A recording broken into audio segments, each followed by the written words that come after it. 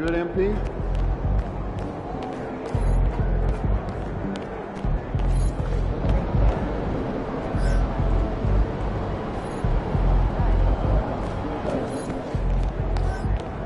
In the house. Fans we've seen yet. Make sure you disappoint them.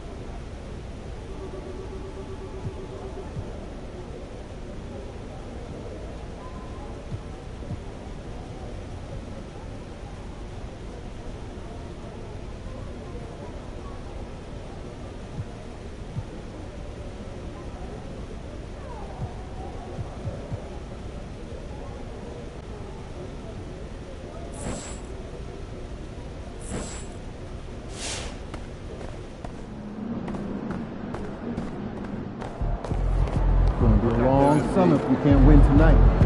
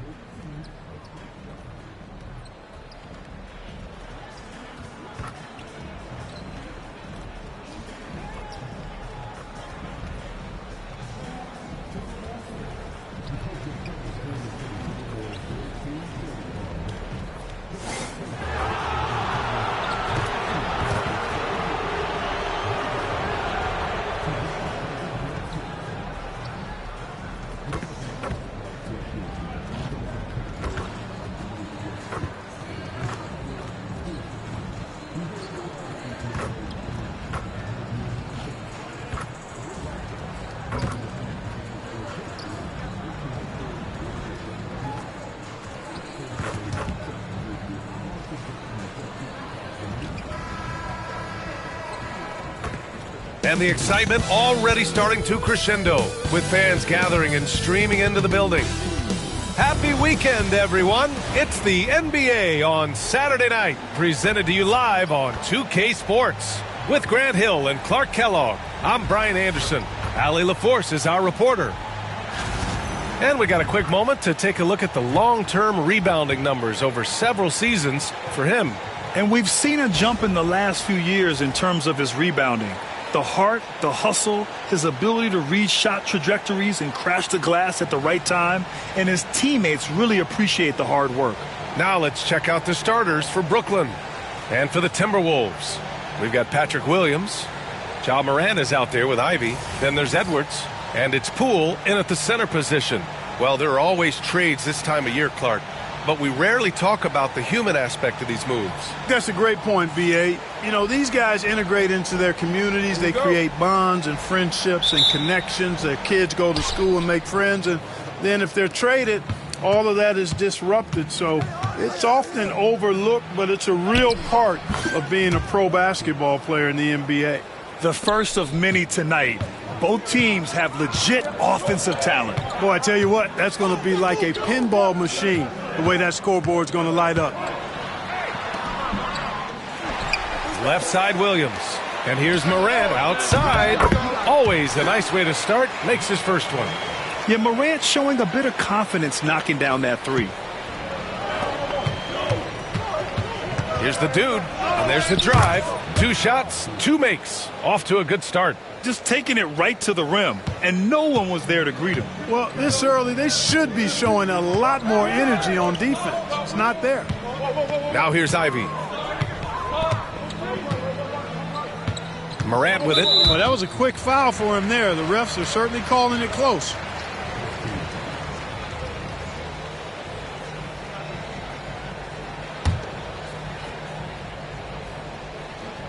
And just about a minute into this first quarter. Pass to Edwards. 3-pointer. And that won't fall for him. He's 0 for 2. Here's the dude, hounded by Morant. And the foul is called. He missed it, so he's got a couple of free throws coming his way.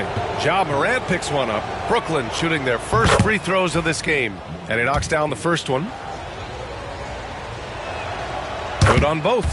Making shots at the line. You need a good routine, and he certainly has one. Minnesota has gone 1 of 2 from three-point land so far. Puts it up from 15. Humphries grabs the miss. Boy, he knows he should have knocked that one down, especially with the defense not giving much of an effort. Driving to the basket. They get the rebound. Here's Rivers. Controls the rebound and the putback. I always love the hard work on the glass. Just great activity.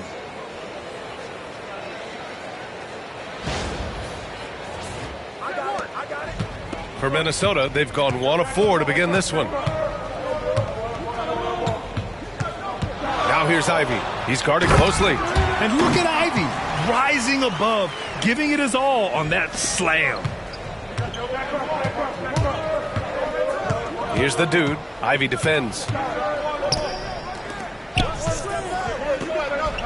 Nice start for him, sinking his first shot. And you got to defend better than that. I mean, that's a good look for him. And you do not want to let him get going early because that can get you cooked. Now here's Ivy. His last outing, he had 18 points. Back to Morant. Pass to Poole. Good, and the setup by Morant.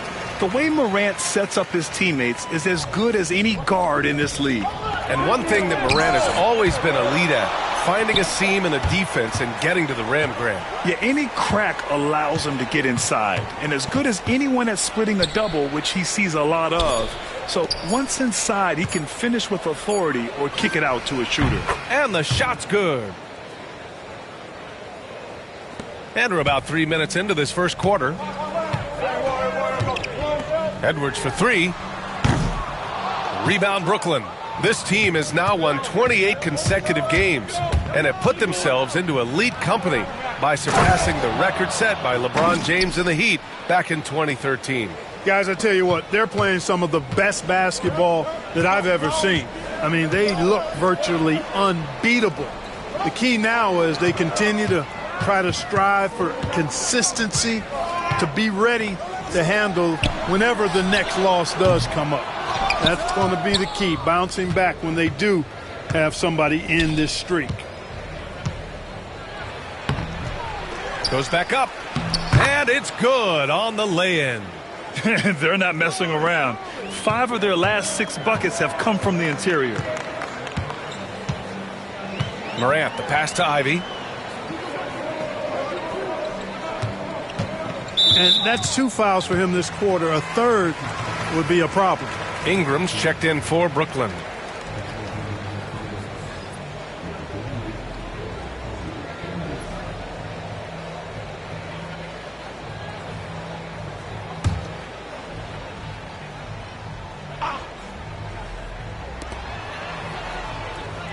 Outside, Williams. Poole, a screen on Ingram. Williams from long range. Another miss by Minnesota. Brooklyn with the ball. They're on a 16-7 run. Pass to Humphries. Over to the left wing. Here's the dude. A chance to extend the lead to double digits, but it's no good. Here's Edwards.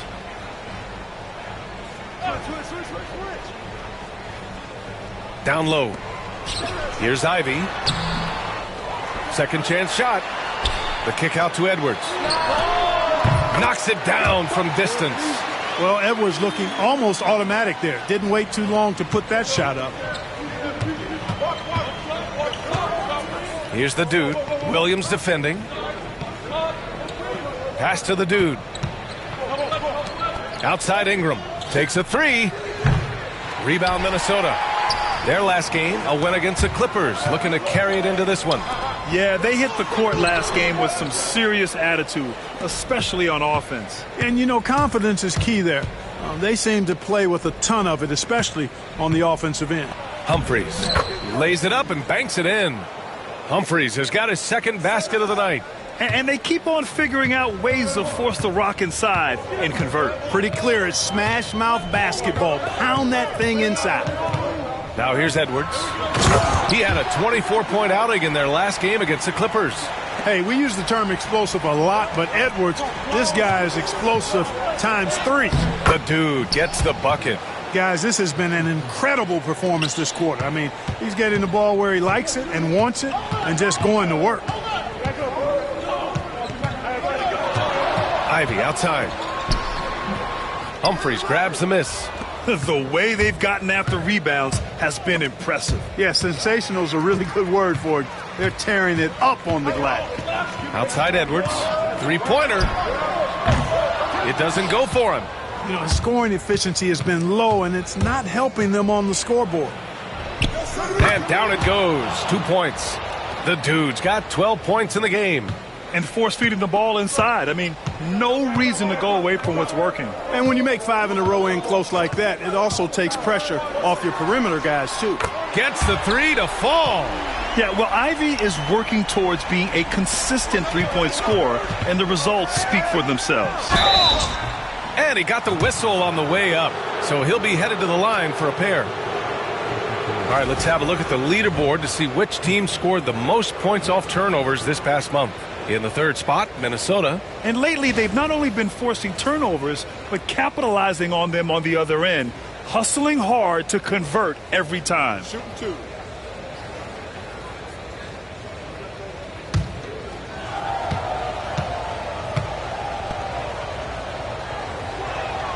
The first one falls. McDaniels is checked in for Minnesota.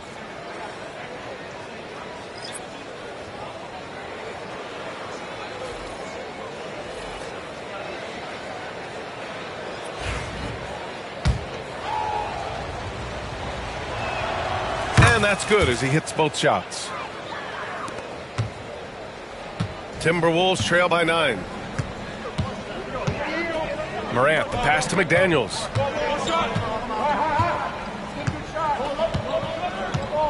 Back to Morant. 6 on the shot clock. Pass to Williams. Unloads from 13. Brooklyn with the board. And this is the first season matchup for them against Minnesota. These teams were similar last year, both in how they treated this head-to-head matchup and where they finished in the standings. Yeah, this is really tight. I mean, it's splitting hairs when you talk about these teams. You get the feeling if they play 10 games, each side would win 5. Now here's McDaniels. Looking at the numbers, he's putting up 7 points a game. Here's Morant. Rebounded by Ingram. Brooklyn leading by 9. Out to the wing. From outside the arc. Buries it from 3. The dude's got 17 points. Boy, he's really feeling it right now, shooting a high percentage to start this game. And it's Morant with the ball for the T-Wolves. Pass to Williams. Out of bounds. It'll be Brooklyn's ball. First an assist, and they clinch the top spot when it comes to protecting the ball. Fewest turnovers per game in the league. No one keeps the ball locked up tight like these guys. And we've talked about the beautiful game before. When you think of that term, great ball movement, team chemistry, they both come to mind. And these guys exemplified both to a T with how many assists they rack up. Here's the dude. What a tremendous game he played against San Antonio. Pass to Marion. Here's the dude. 5 on the clock. Oh, trying his luck from deep. Sends it home from three-point land. And the Nets lead by 15. Every trip up the floor gets more and more important. Yes, indeed. They badly want to stop the bleeding here. Outside McDaniels. The 3-ball. Rebound Brooklyn. Coming into this, having notched a win against San Antonio in their last game. Oh, man, they were in total control, really doing anything they wanted. It was that level of dominance. And, you know, everything seemed to just kind of flow naturally for them. Felt like they were in a groove from the opening tip. Anthony Edwards is checked in for Booker. And a moment to look at the scoring approach in terms of where the points are coming from for Brooklyn. You figured they might want to come out and run, and it's been the key for them early. They're just feasting on fast break chances. Hey, I know analytics shuns the mid-range game, but I tell you what, these guys have the shooters that can knock them down, and they're making it pay tonight. And Minnesota has possession, following the bucket by the Nets. Outside Edwards. And a great assist by Morant as that one goes. Edwards has got 7 points in the game. A composed and cool effort from Edwards inside, not rushing himself or forcing a bad shot, taking what's available. The dude gets the bucket. They've shown so much energy right from the start, particularly on the offensive end. Tell you what, forget about easing into the game. They came out with guns blazing. Now here's Morant. He had 22 in the win against the Clippers. Basket counts. Give him 8 points now. Nets leading by 12. To the paint. Here's the dude. The shot won't fall. McDaniels with some nice D. Pass to Morant. For 3. And He finishes. That makes him 4 out of 5. And his fantastic performance from the last game has carried over to tonight. And you know, that's how it goes with him. I mean, his hot streaks, guys, don't last minutes. They last days. Really taking charge of the game, largely with a detailed interior attack. And, you know, that involves pounding it inside, getting as many points as you can right at the rim. That demoralizes a team. 2 on the clock. No good that time. And so it's Brooklyn, now holding a 12-point lead at quarter's end. Defense is setting the tone. All right, we'll get back to...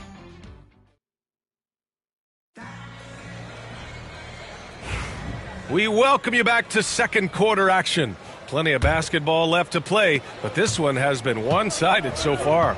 And guys, the Nets pretty much in control here. Well, it looks like hitting the boards hard was an emphasis of their attack. They knew how valuable it was to do so. Yeah, and you know, when a team establishes an edge on the glass early, it really sets things up for the rest of the game. On the floor for the Nets. And there's the screen. Peterson with a rebound.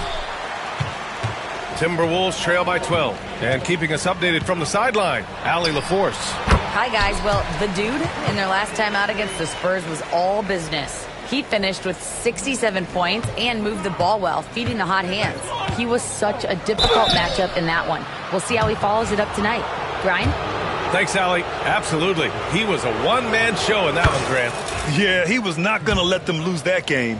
We'll see if he comes in with that same mentality tonight. Yeah, you know, every night's different. They may try to double him, or might force him to adjust, or force him to make plays with the pass instead. We'll see. Well, the defense got lucky there with him missing it, but they don't want to chance that again. And from what we've seen so far in his career, Anthony Edwards wants to be that guy in crunch time, Clark. Yeah, I love his mentality. Not only in that he wants to be the guy, but he also wants to elevate his teammates, and he plays the game with an exuberance and a joy and a freshness that is, you know, quite good to see. But I like his attack mentality and his willingness to step into leading his team by example at both ends of the floor. The Timberwolves have gone just 1 of 3 to begin the second quarter. And that's up and in. 5 for 12 in this game. Love to see that kind of activity. He just makes things happen. Here's the dude with the teardrop. And the layup is up and in. The dude's got 4 points this quarter. Adds to their lead. They've been able to rely on him all night. Edwards finds McDaniels. Launches a 3. Hits a three-pointer. If you want the title of 3-and-D player, you've got to make threes. McDaniels has really worked on that shot. The dude's shot is off. Timberwolves trail by 11. It's Booker on the wing. Back to Daniels. From the arc. The dude with the rebound. The dude's got his 4th rebound in this one. Oh, and that one, no question, powered it down. What a finish. I mean, he just took over himself. What a show of power right there from the point guard. Man, sweet. And you know, guys, when your point guard is making explosive plays at the rim, I really do think it sets the tone for the rest of the team. That one's good for 2. Well, he's demanding the ball. He wants it, and he's coming through. I mean, you can see why his teammates trust him down the stretch, guys. Here's Edwards. Oh! Edwards with the highlight reel jam. Watch out now. Look out below. Edwards rising to the rafters. And that was our AT&T 5G Slam Cam, bringing you the sauce. And so it's Edwards who brings up the ball for Minnesota. It's a 13-point game. Again, the miss by Edwards. For Brooklyn, they've gotten 4 of 8 shots to drop in the second. Attacking the rim with power. Tremendous finish. Really piling on the lead with a dunk like that. And here in the second quarter of action, as we approach 4 minutes played, Edwards on target. You know, so far he's been dominant this period, making the most of his opportunities. Here's the dude, and he drives in. Yep, that one goes. The dude's got 12 points now in the quarter. I tell you what, it reminds me of one of my college coaches who used to say, that ain't going to get it done. That's 5 straight baskets in the paint now. Outside Edwards. The 3 is up. Rebounded by Ingram. Ingram's got 5 rebounds tonight. To the middle. Here's the dude. He's got 36 points. And they'll keep possession. And that one's good. Ingram. Ingram's got his first bucket in this one. Man, that's now 10 straight points in the paint. I'm not sure what's happened to their defense, man. I think they've really got to start committing more bodies down low and really kind of close that area off defensively. Inside. It's tipped. It's stolen by Ingram.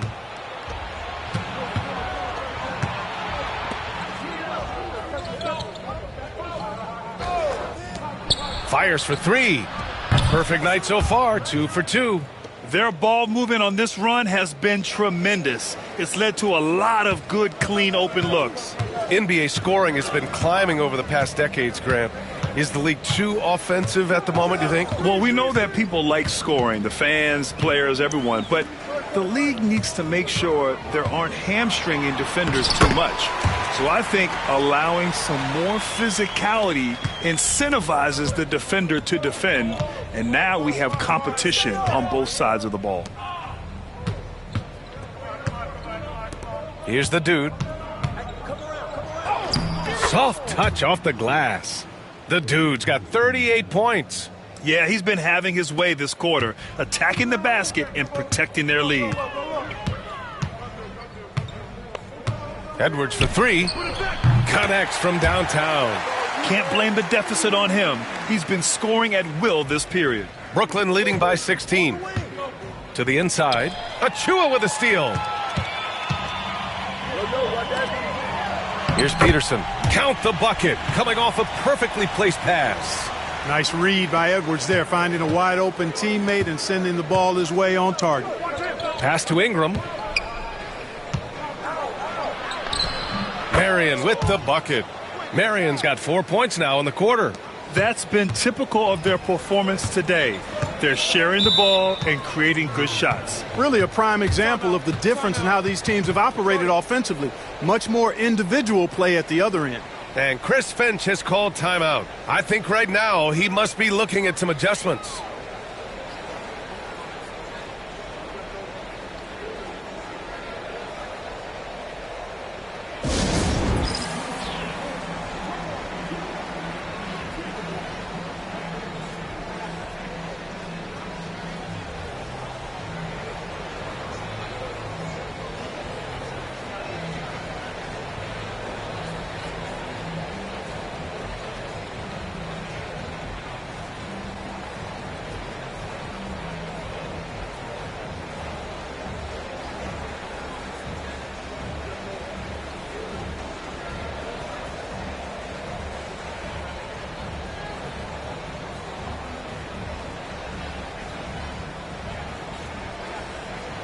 And Minnesota will go for a different look here. Poole, he's checked in for Achua. Williams comes in for Peterson. Ivy's checked in for McDaniels. And it's Morant in for Booker.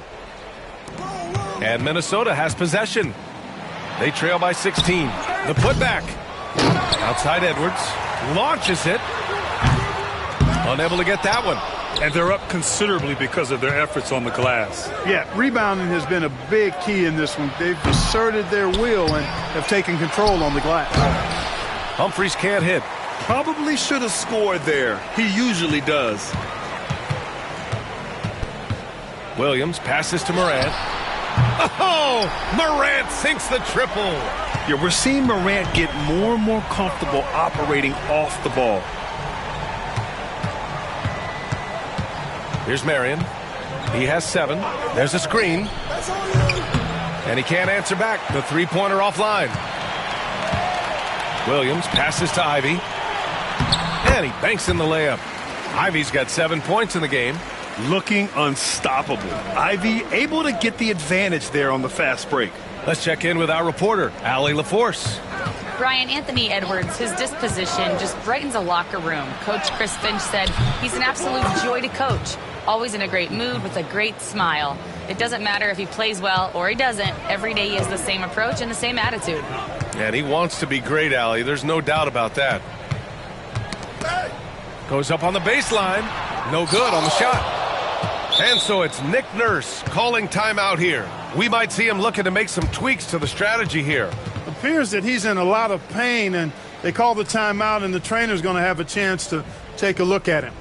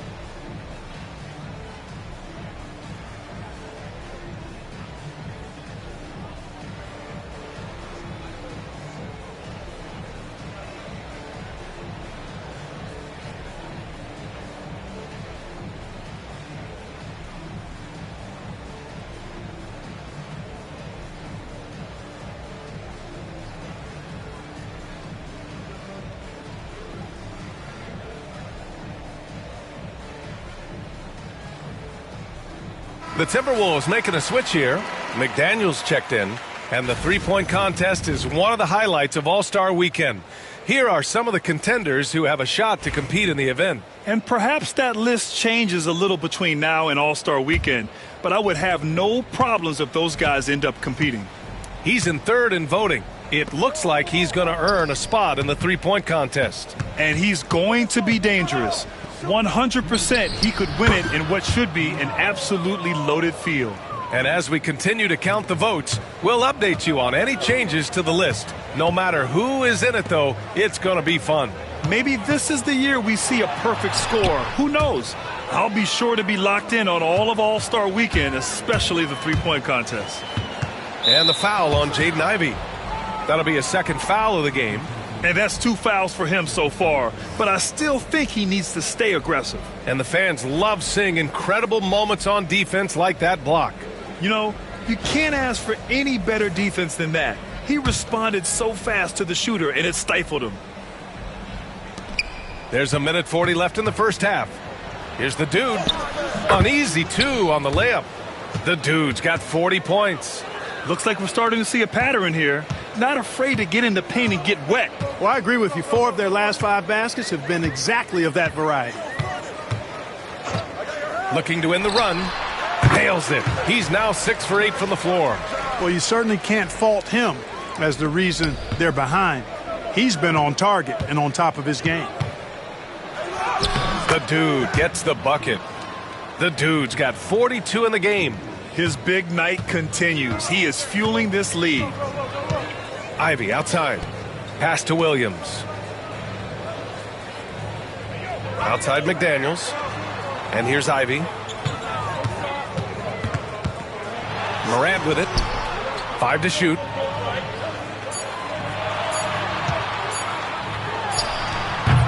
Doesn't go there. Now he's 6 for 9. Nets leading by 18.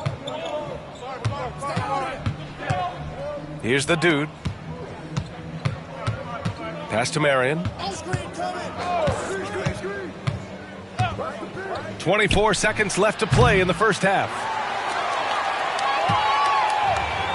Minnesota's gotten only 4 of 9 from beyond the arc here in the second.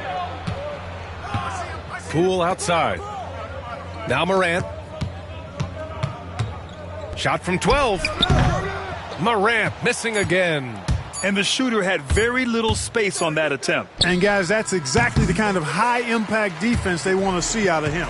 And so it's Brooklyn, a sizable 18-point lead at the end of the period. They're getting quality looks, and that's why they're shooting at such a high clip. And more NBA action on 2K Sports. coming your way right after this.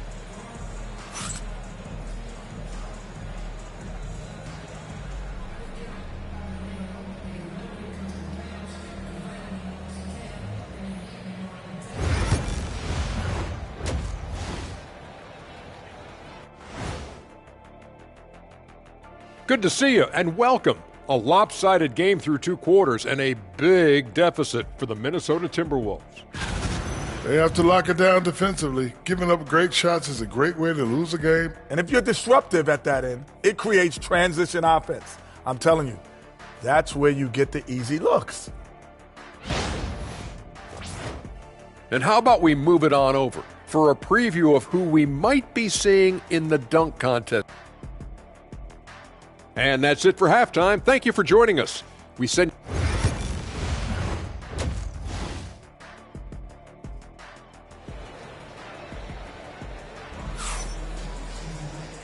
And with a big gap on the scoreboard, the second half begins with very different goals for these teams. One side trying to mount a comeback, one side trying to protect their lead.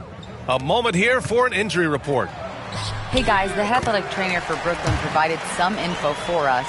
The initial reports are saying that this is a serious injury and that he'll likely miss significant playing time. Nevertheless, determined to battle through it. As we see, guys, he's already checked back in. Okay, thanks for the update. Good to get that information.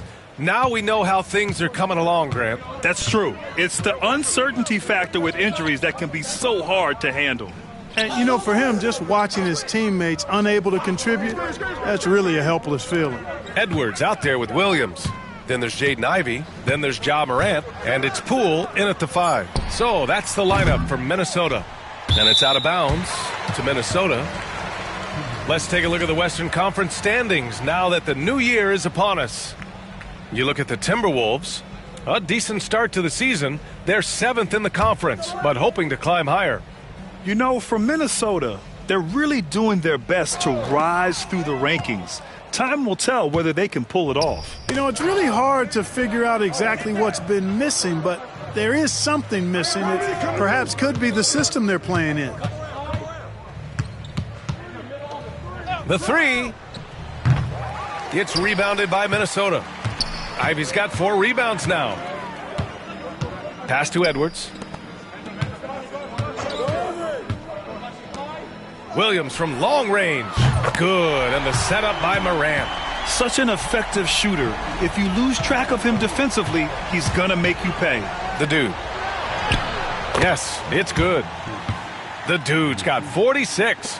They have no answer defensively inside. Yeah, and that's 4 straight field goals now they've allowed from point-blank range. Can't happen. The rebounding numbers make it obvious why they're in front. And you know what? That tells the story in a lot of games, guys. And here you go. It's telling the story tonight, too. Knocks down the long J. The dude's got 49 in the game. Well, I like this execution coming out of the half. Solid. 3 for 4 from the field so far. Ivey outside. Back to Morant.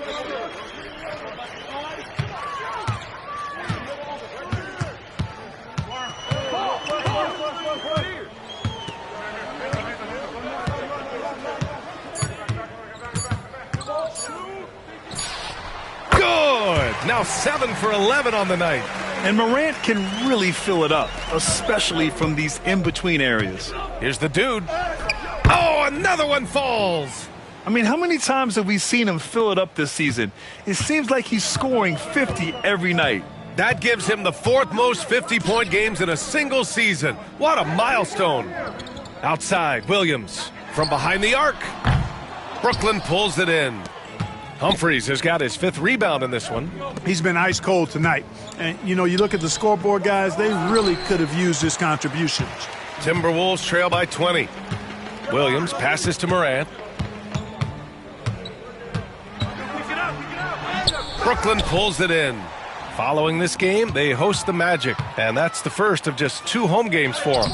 And that one's good. Humphries. Such confidence as a passer.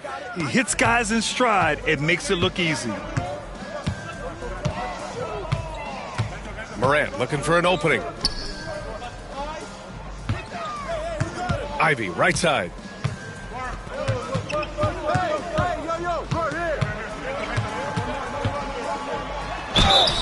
And a foul called on the way up. So he'll take 2 from the free throw line. Yeah, this is the attention Ivy draws from defenses. Forces them to be overly aggressive. So the Nets making a switch here. Ingram's checked in. Second half here, and we're just over 3.5 minutes into it. Here he goes.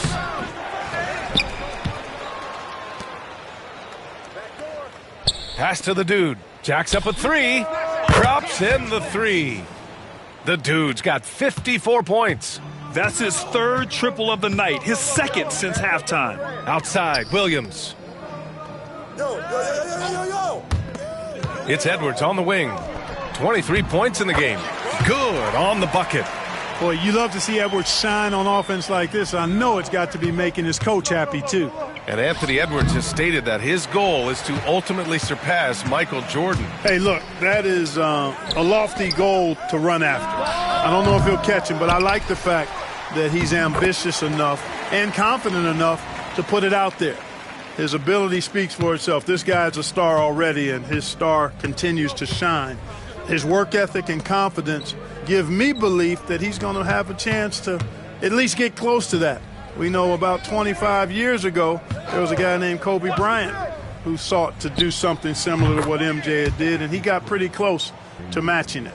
And just not letting up at all. I mean, you have to love this approach. You want to get the ball to the guys who make plays. If it's working, keep working it. That's what I say. Keep the pressure on him. Back to Morant. There's the 3. Rebounded by Ingram. Ingram's got his 7th rebound of the game with that last one. Here's the dude. Oh, and makes it with the kiss. The dude's got 56 in the game. We've seen that more than once today. An effortless basket inside. Well, listless and lifeless at the defensive end. I mean, especially inside. They've really got to pick up that interior defense. Back to Morant. Oh, there's Morant with the slam. Once Ja Morant gets rolling, there is no stopping him. Ja is feeling it tonight. Well, that's another good rebound for him. Hasn't mattered at all that he's given up some inches to a few of the other guys on the floor. Poole finds Edwards. Now here's Ivy.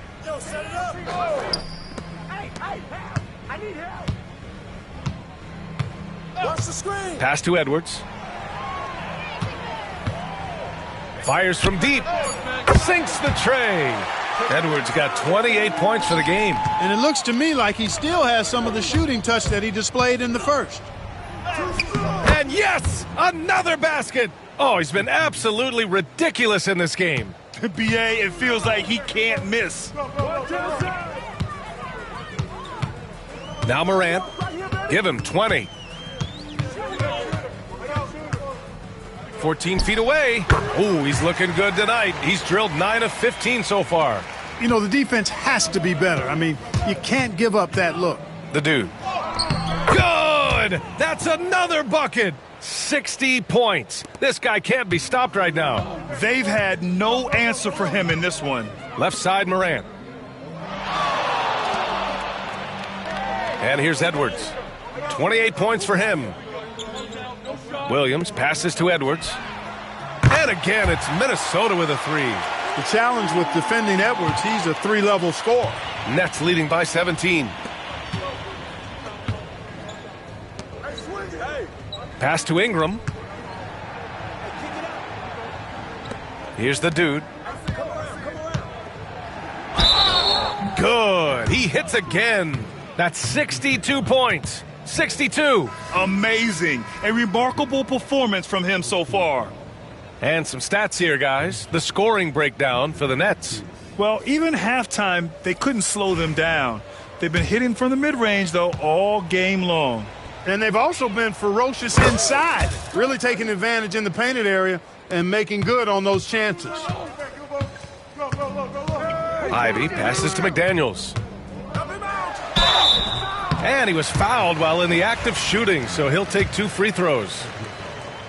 And he might not blow you away with numbers, but there's a reason why McDaniels is on the floor so often, Clark. Hey, B.A., I love his versatility at both ends of the floor. He knows exactly what's needed from him by his team.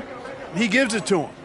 He doesn't need a lot of touches. He just plays the game. Love his motor. Love his consistency. He is the epitome of a value-utility guy. You know, he just has not been himself this period. Just too inconsistent up and down at the offensive end. You know, at the end of the day, size does matter, especially on the glass. And he drops it in from the low post. He's their go-to. They keep calling his number, and he delivers. Now here's Morant. 22 points for him. It's stolen. Here's Marion. And the officials whistle a foul on the shot. The bucket is good, and he'll go to the line. You know, in that first half, a lot more three-point shooting. Since then, though, they've dialed it back. And this is his first trip to the line tonight. Booker, he's checked in for Minnesota.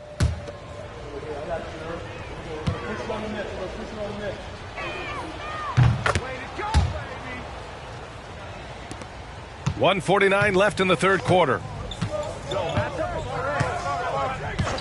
Outside Morant.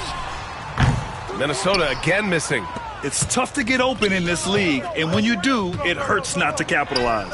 The dude gets the bucket.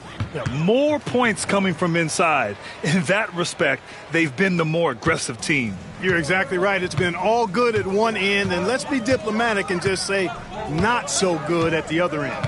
Pass to Peterson. A minute 15 left in the third.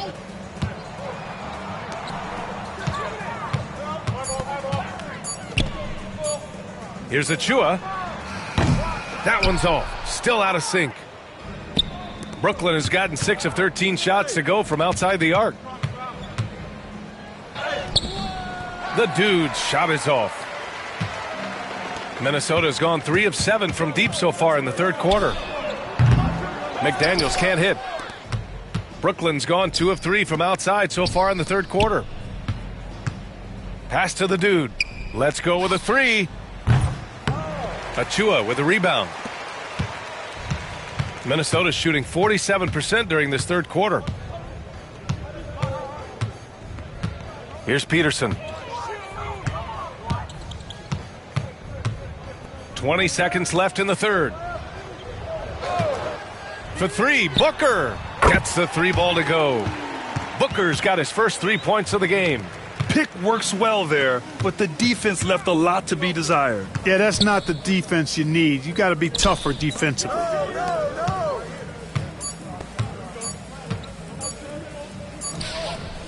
He got it up in time, but it would not fall for him.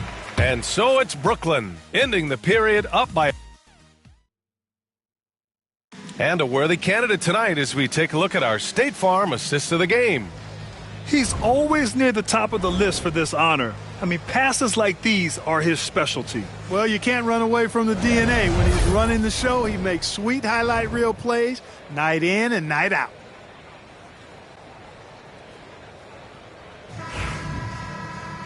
And as we head into the fourth, we'll see if there's a comeback in the works or if it's more of the same for the first 3 quarters.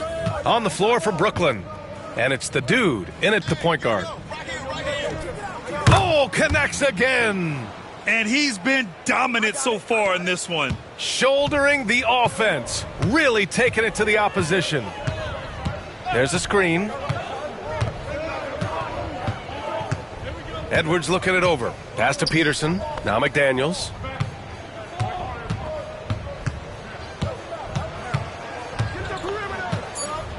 Fires the 3. Rebound Brooklyn. The dude's got rebound number 7 tonight. Here's Humphries. On the wing, Rivers. Over Achua. Rivers' shot is off. You look at him, and he's a little hit and miss from there, even without a defender in his face. No guarantee. Edwards, the pass to Booker. McDaniels from long range. Humphries grabs the miss. Humphries has got 6 rebounds here tonight.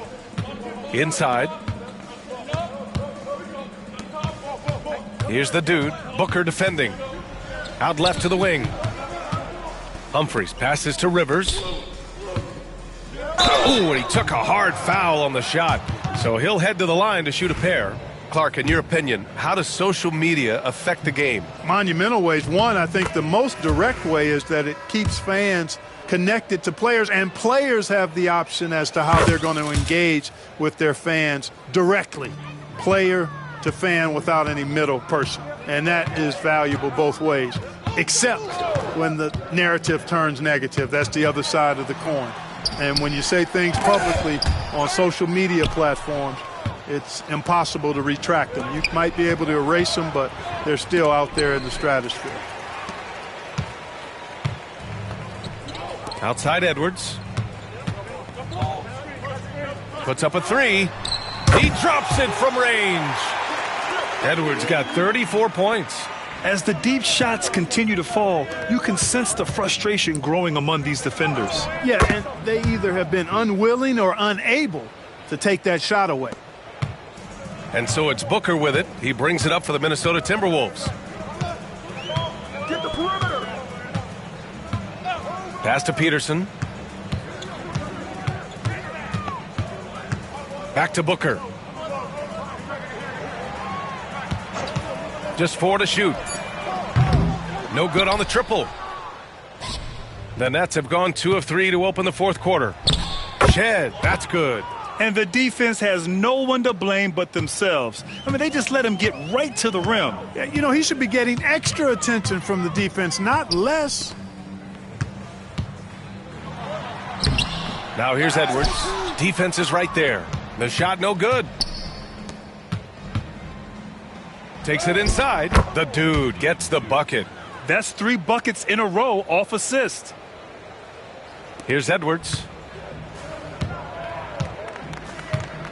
So, Clark, you think the winner of the NBA Cup should be guaranteed an automatic playoff bid? Man, that's interesting. I think it could make for a more competitive tournament. So if that would be the outcome, then I would be all for it. But what happens if the tournament winner is the #1 seed at the end of the season? I think you'd have to find alternative incentives then, BA. To halt the run. Rebound Brooklyn. Over 3.5 minutes through the final quarter now. Here's the dude. And a nice finish on the layup. The dude's got 10 points in the quarter. And why go away from attacking inside if the D has no answer for you? And here's Edwards outside. Fires in the triple. Rising to the challenge. He's given them everything he's got. And he's going to the line for 2. The official saw contact while he was going up. If they keep hitting free throws at this clip, it'll help them seal the deal. Yeah, they've not missed a single foul shot this half, and that's taking care of business, fellas. And Minnesota with some changes. Monroe's checked in for Achua, and Jaden Ivey subbed in for Booker. He's off on the second. Minnesota's gone 2 of 6 so far in the fourth. It's tipped. And it's out of bounds to Minnesota. Edwards, he's checked in for Monroe.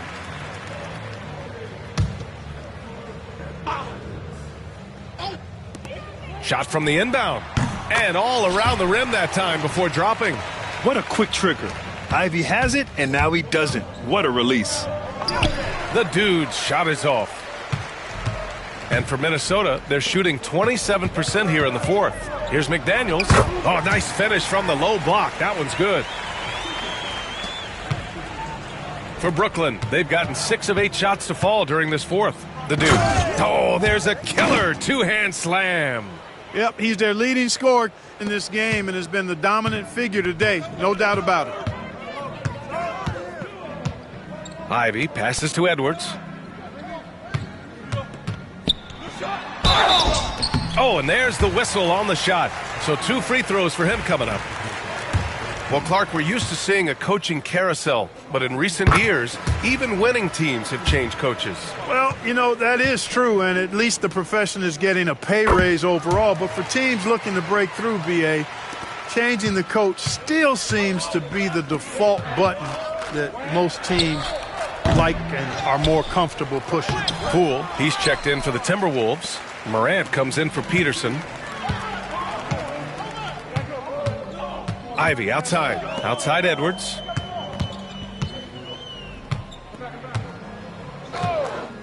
Lets it fly.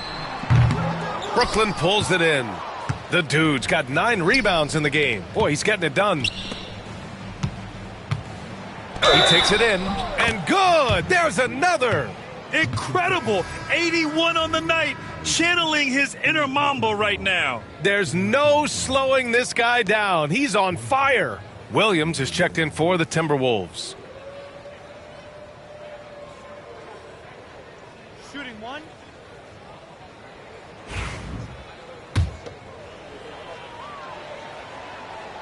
All day.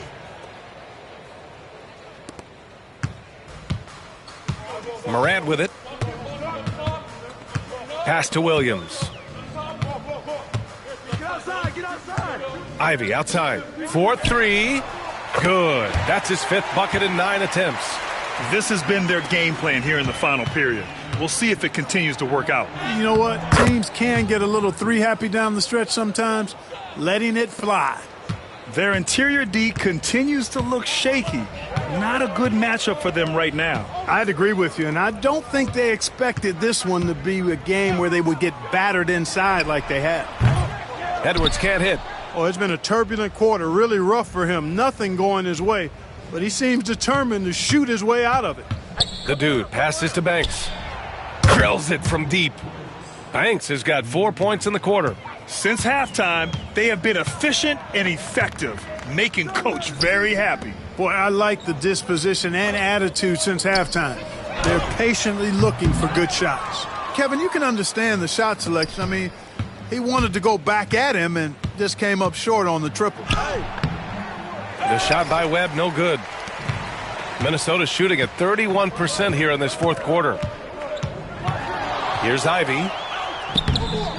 The dude with the rebound. Brooklyn has got 7 of their 16 3-point attempts to go in. Pass to Humphries.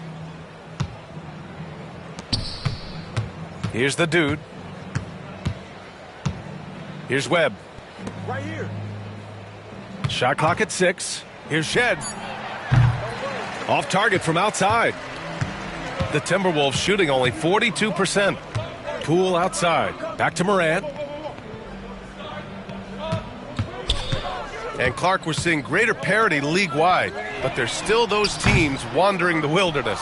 Yeah, and some of that is due to teams failing to draft well. You've got to be a little lucky, but you also have to be good in your draft selections. And it's not enough to have a high pick. It's really what you do with whatever picks you have in getting it right. The Nets need to get off a shot here.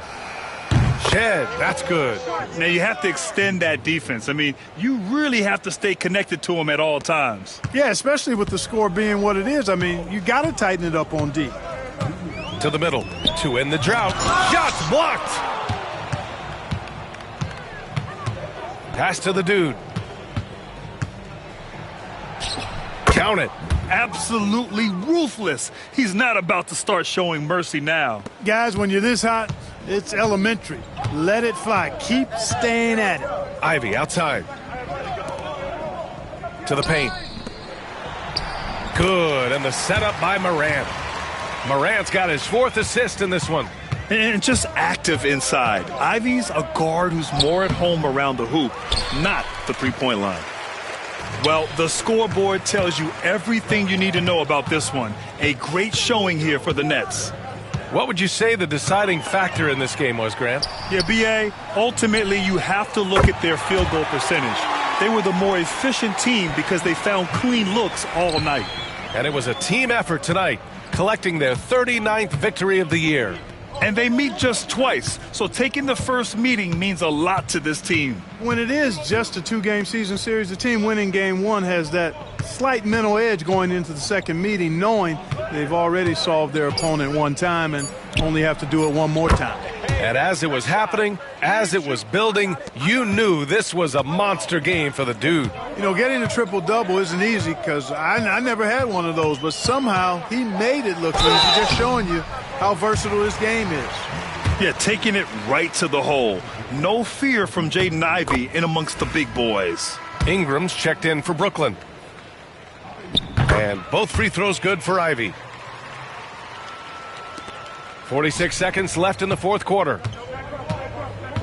Here's the dude driving in. Ooh, nice concentration to hit the double clutch layup.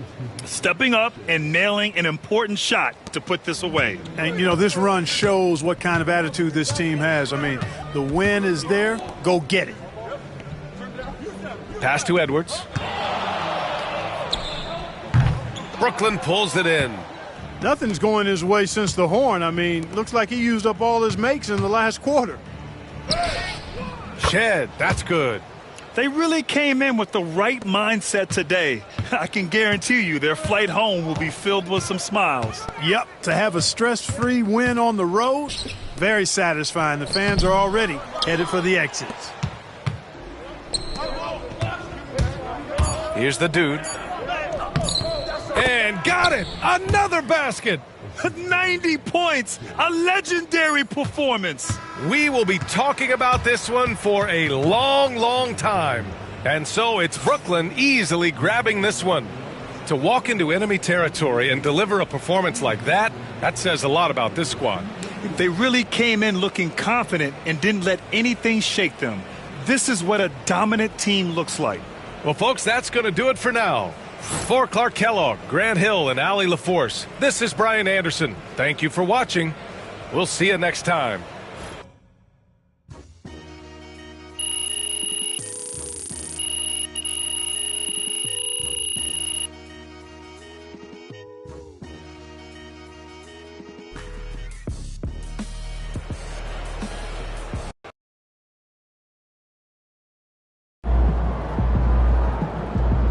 Earned that one.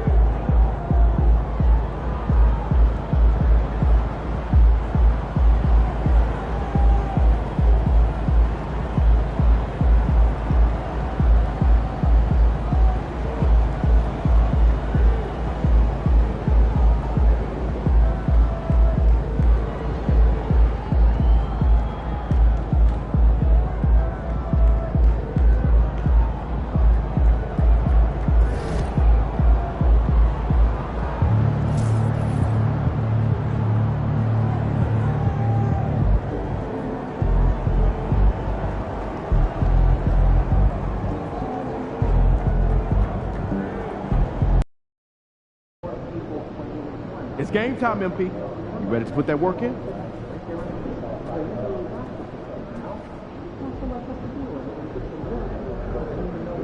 Welcome to the 2K TV Wrap Party. We are bringing the community together for some friendly competition, give you all some 2K gaming tips, and just have an all-around great time. Yeah.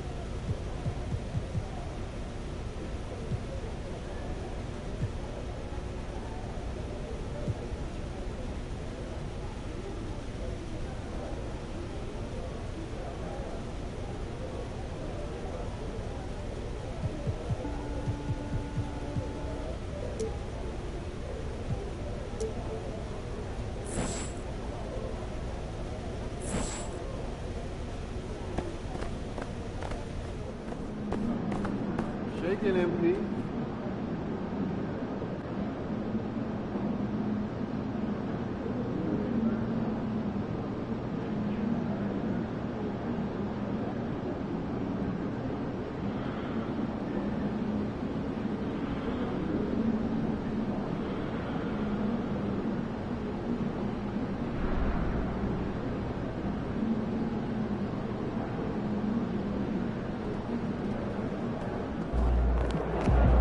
MP said he woke up today ready to slay some dragons.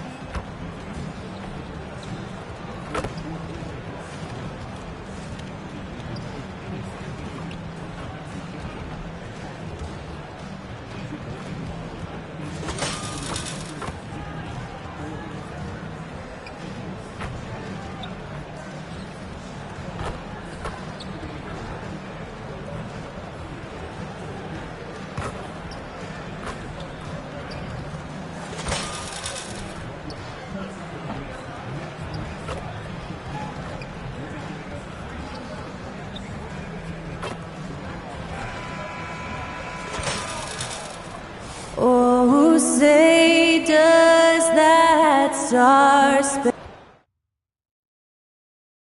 Welcome to the NBA here on 2K Sports, a special Martin Luther King Day edition. With Greg Anthony and Hall of Famer Doris Burke, this is Kevin Harlan. And joining us on the sidelines, another Hall of Famer, David Aldridge. Both teams tonight dealing with some injuries. Here's a look at who's out for the evening. Only midway through the season, neither team holding up as well as they would have liked. They're being tested. A look at the starting group for the Magic. Wagner and MyCareer are the forwards. Then it's Bam Adebayo, and it's Law in the point. And for Brooklyn, we've got Marion. Ingram is out there with the dude, and it's Humphries in at the power forward. And we are honored, truly honored, to be here on Martin Luther King Day, a special day, Greg, on the NBA calendar. It is. Traditionally, the games in Memphis and Atlanta, a chance to reflect and celebrate Dr. King. It's one of the best days of the season by far. Brooklyn shooting their first free throws of the game. First free throw is good.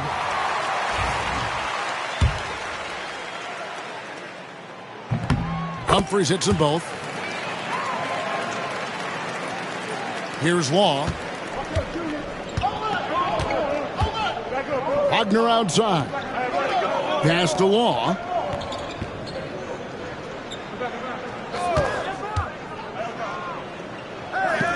To the paint. Here's Adebayo. Rejected by Ingram. And he recovers it. Sent that one away, but after it touched the backboard, the refs are on it, and they call him for goaltending. That's a very close call. I'm sure he thinks it's a clean block, but looks like it was on the way down. And that replay showed just how forceful that block was. And an early swat like that can really set the tone. Now the shooters will be feeling his presence. Here's the dude. Here he goes. The shot goes in. First shot, first basket. And once he got to the 10, I think he was surprised to find himself that wide open. I think defensively, that is not the way you want to start. Giving up high percentage looks, that doesn't typically end well. Marion left side. Here's Humphries. That's good, and it's Marion with the assist. Outstanding pass, on time and on target. For Orlando, they've gone 1 of 3 from the field to start this one so far. MyCareer outside. Misses the 3. We've seen a quick start here for the Nets, and the win streak sitting at an astonishing 29 games. A monumental team achievement. This is truly an all-time streak, and we're not talking about just for this franchise. We're talking about in the history of this league. The consistent dominance is something so rarely seen. You have to keep reminding yourself, just settle in and watch these guys work.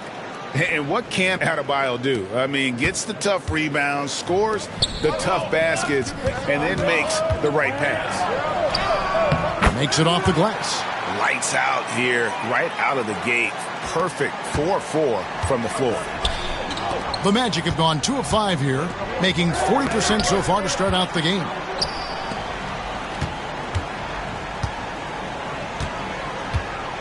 Pass to Humphries. Marion with it. Here's Trichet. Off target from three-point range. Ooh, couldn't quite get that one. 4 for 5. And there's a whistle. There's a foul. That's going to go on the dude. That is his first foul of the game. A slow start here for Orlando in this one. They trail by 6. They are coming into this having notched a win against the Knicks in their last game. And really showed their depth when they needed it most. On the road, having to manufacture points. Well, how about the job they got from their bench? That productivity was a major part of the outcome. Now here's Marion. Taking a look at his numbers, he averages about 7 points a game. The dude misses. And here's Banchero. He'll bring it up for Orlando. Brown, boom, he jams it straight down. You can see the feel Franz Wagner has for the game. Just great vision right there. Pass to the dude. And here is Marion.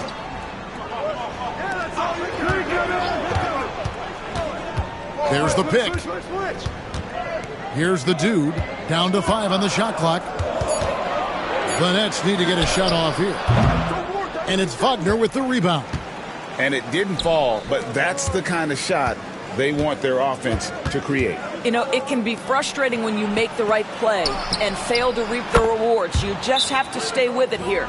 And he likes to get in a rhythm early. Nice triple. And it's Nick Nurse calling timeout here. Wants to talk some things over. Might be seeing some things to adjust.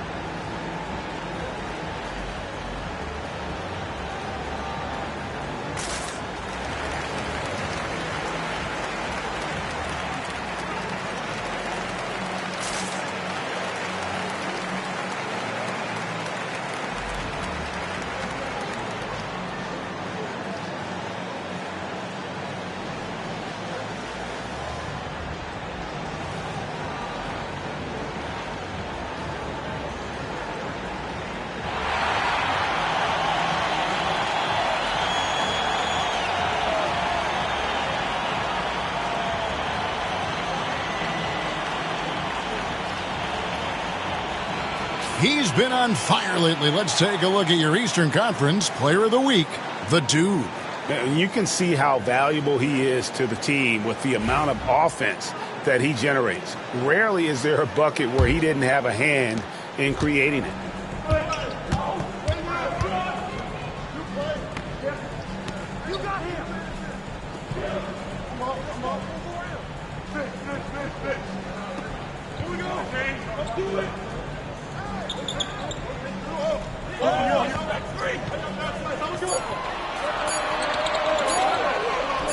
Here's Trichet.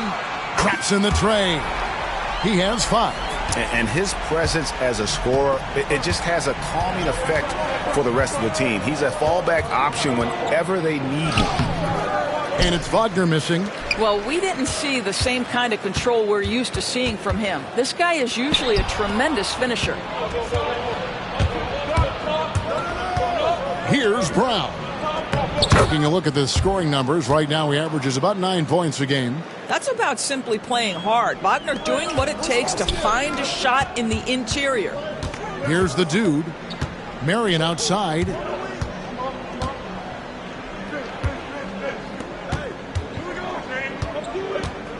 Here's the dude. He's coming off an unbelievably high-scoring game. Pass to Ingram. Orlando grabs the miss. A moment now to hear from our sideline reporter, Hall of Famer David Aldridge. David. Hi, Kevin. Well, the dude in the last outing against the Timberwolves had a huge game. He scored an amazing number of points, and that was only part of it, as he added a triple-double for his work. Incredible effort on his part. We'll see if tonight means more of the same. Kevin? Thanks, David. Yeah, it was a special night for him. The team really fed off his energy. Yeah, the catalyst for that win, it was an effort that I'm sure he's hoping to replicate tonight. Well, there's no doubt. He certainly looked like he was enjoying himself in that last game. He had his offense flowing. And it's Wagner with the rebound. The Magic have gone 6 of 12 from the field here in the first quarter. And foul on the shot. He'll shoot 2 at the free throw line. Orlando shooting their first free throws. First trip to the line in this.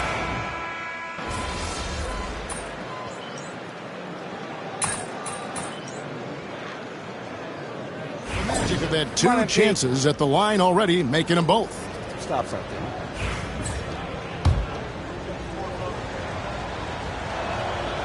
And it's tied up with that one. Last game for Brooklyn, they picked up the W against the Timberwolves at Target Center. Baseline J on the way. Rebound by Paolo Banchero. Orlando's gone 1 of 2 from long range in the first quarter. From Rookie of the Year in 2023 to an All-Star Greg in 2024, Paolo Banchero. And Kevin, that really says it all, doesn't it? Few players hit the ground running like Banchero has. Becoming an elite competitor, people fear almost instantly. Listen, this guy is not the most dangerous threat from there, but you have got to honor the shooting a little bit.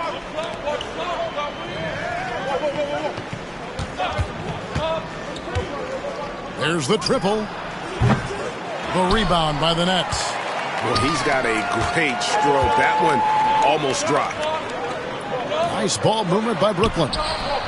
The dude misses. I think he's got to settle down because right now it feels like he's rushing, like he's forcing some shots. This quarter he has been completely bothered. Boy, it seems like every shot he puts up, it's going in. This guy is hot, hot. Here's the dude. The Magic getting the bucket. Rivers kicks to Webb. Humphries the pass to the dude. Ingram trying to get open. And that one's good. The dude. The dude's got 6. And they keep hammering away at him inside, forcing the ball into the paint. Banchero outside. And there's a whistle. There's a foul. That's going to go on the dude. That'll be his second foul of the game. You know what? Tried to step in and cut him off, but just didn't get there quick enough. Always.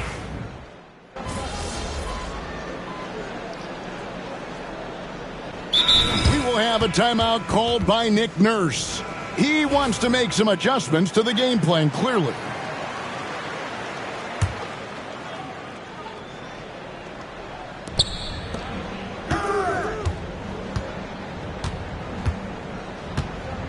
Back to Wagner. He made that one. Basket number 3 for him. He's also missed 2. Well, everyone's seeking those high percentage looks in the restricted area. Nicely done there. We've got Webb. Also Marion out there. Ingram is out there with the dude. So that's the lineup for Brooklyn. That's a finish he'll be bragging about for a while. As he should. Very impressive. How about that from your point guard, gentlemen? Playing big at the rim. Okay. Doris, I know the NBA is considering using technology to help officiate out of bounds and goaltending. Do you have a problem with that? You know, Kev, at the end of the day, I think it is about getting the calls right. If there's a way to lift the load off these officials, even if it's around the margins, why not try it? The Magic making a switch here. Brown's checked in. And a little luck that time, but it drops.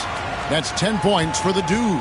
Well, 9 times out of 10, that probably is a miss, but somehow he finds a way. Gill with a screen on Webb. There's Wagner with the 3. And it's Ingram with the rebound. Ingram's got rebound number 5 here tonight. Marion passes to the dude.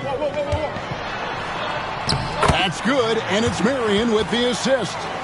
12 points for the dude. Well, what a terrific possession. Attack in the painted area. Pippen down low. Nice D from the dude. Brooklyn trailing. Pass to Ingram on the wing, Marion. Now Webb. Here's the dude. He's got 12. No good from 11 feet. Back to Wagner. Fires the 3. Rebounded by the Nets. Ingram's got 6 rebounds now in the game. The dude passes to Ingram. Ingram drawing the double team. Marion kicks to Webb. Clock at 6. Trichet.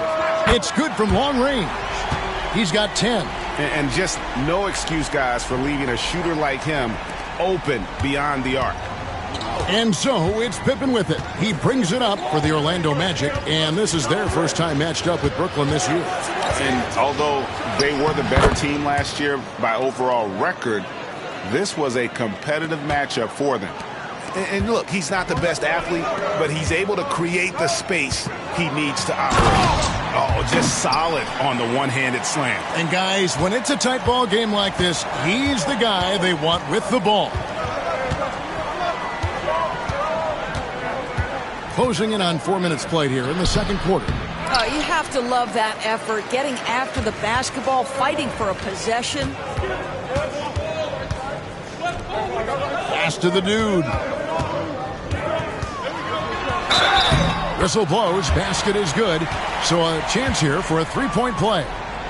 And I would not be surprised to see them double him up here. All right, well, a look at how the points have been generated so far. A scoring breakdown for Brooklyn. Straight away, they've opened things up offensively with skillful passing, running smart plays, and just setting guys up for success. Yeah, and so far, the free throw line has also been a major factor, baiting defenders into contact and then earning those trips to the line. And that one's good, Wagner. Franz Wagner is a very capable offensive player. Knock down those deep shots, young sir. Marion outside. Out to the wing. Inside. Here's Ingram, and slam dunk by Ingram. Go into the rack with energy, and the D afraid to cut him off. Yeah, gotta chalk that one up to some shaky defending. Yeah, and give him credit for taking advantage. In a close game, those are the types of plays that can swing things in your direction. The Magic trail by 3. Here's Law. Looks good, is good. Bucket number 4 from the field. He's taken only 6 shots. The Nets have gone 8 of 9 in the second quarter. Very nearly perfect from the field. And that one's good, the dude. Well, we've seen that movie a few times, haven't we? An easy bucket in the paint. Orlando's gone 2 for 5 from three-point land since the end of the first. Last game for Brooklyn, they picked up the W against Minnesota. And it's Orlando with the rebound. Here's Law. 8 points for him. Marion with the steal. Oh, and a fast break for the Nets. And that one's good, the dude. Now it's a 5-point Nets lead. And they've had assists now in their last 3 baskets. Wagner outside.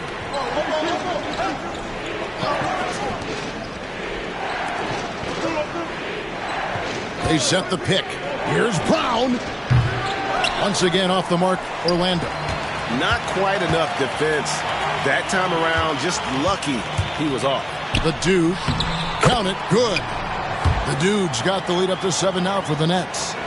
You can see he just has a great overall feel for this game. Excellent job tonight. And that's been his role pretty much from the opening tip. Get the ball to guys where they can score it. Sometimes trailing in the game, players get sucked into trying to make that home run play. And with an update from the sidelines, let's check in with David Aldridge. Kevin, Franz Wagner grew up in Germany, but he says one of the reasons that I went to college in the U.S. was to learn a different mentality. The game is played more competitively, and talking trash is welcome. I had it in me deep down, but that brought it out more. And that combination of styles has helped him to this day. Kevin? Great stuff, D.A. Thanks. The Nets making a switch here. Humphries checked in. Pass to Rupert. Here's Brown. Drills it from outside. Brown's got 7 points. Yeah, they're relying on their three-point shooting and getting pretty good results. Here's the Dude, and he makes good on the layup.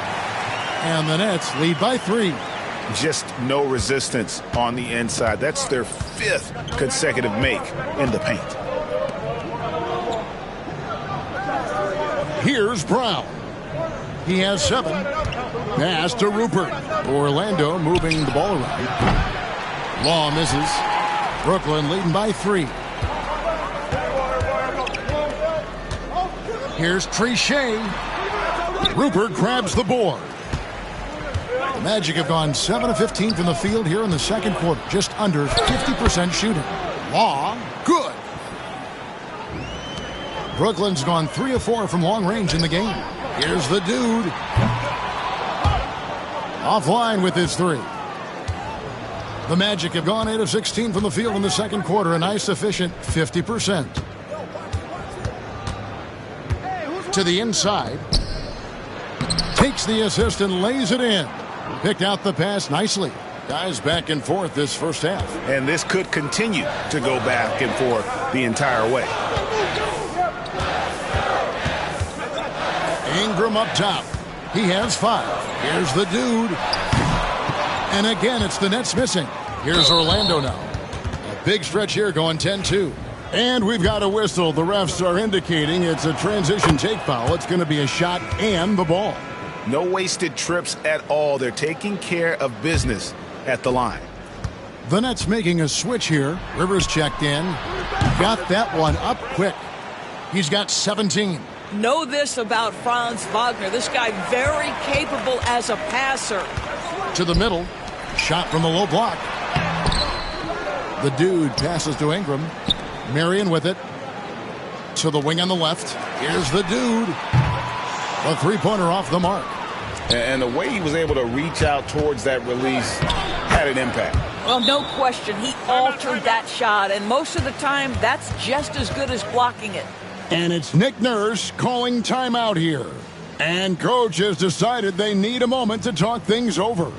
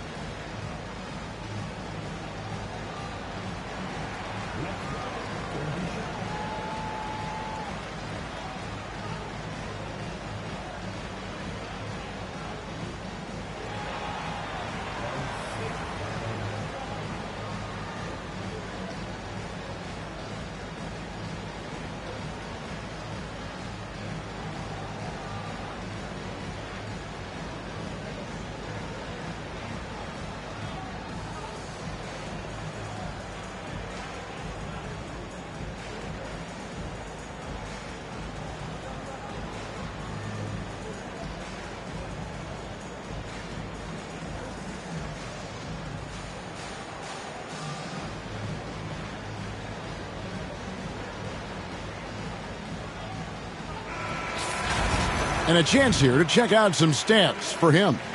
And the biggest takeaway when you look at his numbers is how good his three-point shooting has been the past 5 games. He's finding the open spots on the perimeter, and when he's getting good looks, boy, he is not missing. Now, here is Humphries. 9 points last game out. Good. And that's now 27 points for the dude. I'll tell you, despite this guy's strong play in this period, they're still behind. Someone else has got to step up. Banchero outside. Down low. Takes it up with both hands and rips it down. Love seeing a point guard who can explode to the rim like that. Oh, great attitude and even a better finish. Boy, it's incredible how much explosive scoring ability can come from the lead guard position. That is a big-time play. Humphries kicks to Rivers. Pass to the dude. 4 on the clock. Here's Ingram. He's guarded by Adebayo. He hits the back iron and sinks the shot. Ingram's got 7 points in the game. He's starting to heat up now. He's been much more efficient with the shot in this quarter than in the first. Wagner outside. Banchero, a screen for Wagner. This one for 3. The dude grabs the miss. The dude's got 6 rebounds in the game. And there's the drive. And there it is for him. And now just a 3-point Magic lead. I'll tell you, he's in a rhythm and playing with purpose. Great first quarter, even better in the second. Wagner kicks to Adebayo. Wagner outside. The three-pointer, no good. So that'll be it for the first half. Fairly even battle underway in this one. It's the Magic leading by 3. Stay with us, folks. We'll get back just after halftime to start the third quarter.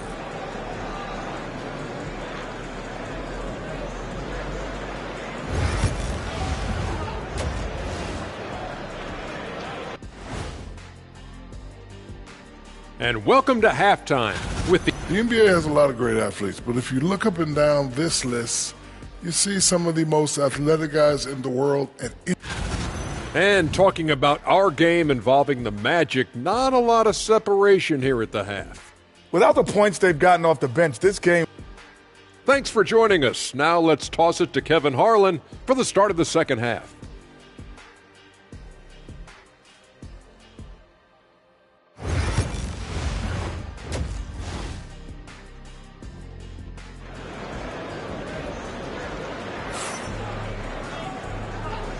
And welcome back to the 2K Sports broadcast of the NBA, celebrating Martin Luther King Day. Here's Law. And checking out the group for Darko Rajakovic to start the second half. Wagner and Banchero are the forwards. Then it's Bam Adebayo. And it's Law in at the point guard position. And it's Banchero missing. Nets trail by 3. Here's the dude. And that one clearly a foul. Gets the whistle and 2 shots coming up. It's on Paolo Banchero. The Nets have shot 8 of 10 from the line. That's an even 80% free throw shooting here. That free throw good from the dude. Both free throws good from the dude. And at the line, it's all about consistency with him. His routine, his stroke, it never wavers. Law, the pass to Adebayo. Here's Brown. Wagner on the wing, guarded by Marion. Wagner kicks to Adebayo. And the shot is long. The game has been very close in a lot of areas, but rebounding has been the one differentiator thus far. Well, you love that they've been able to rely on him time and time again. You love the effort here late. Here's Law after the made shot from the dude. Here's Banchero. Another miss by Orlando. Not sure what the D was doing there. Clearly a breakdown. You can ill afford to give a guy like him that good a look. Humphries with a screen on Wagner. Trichet. No good on the 3.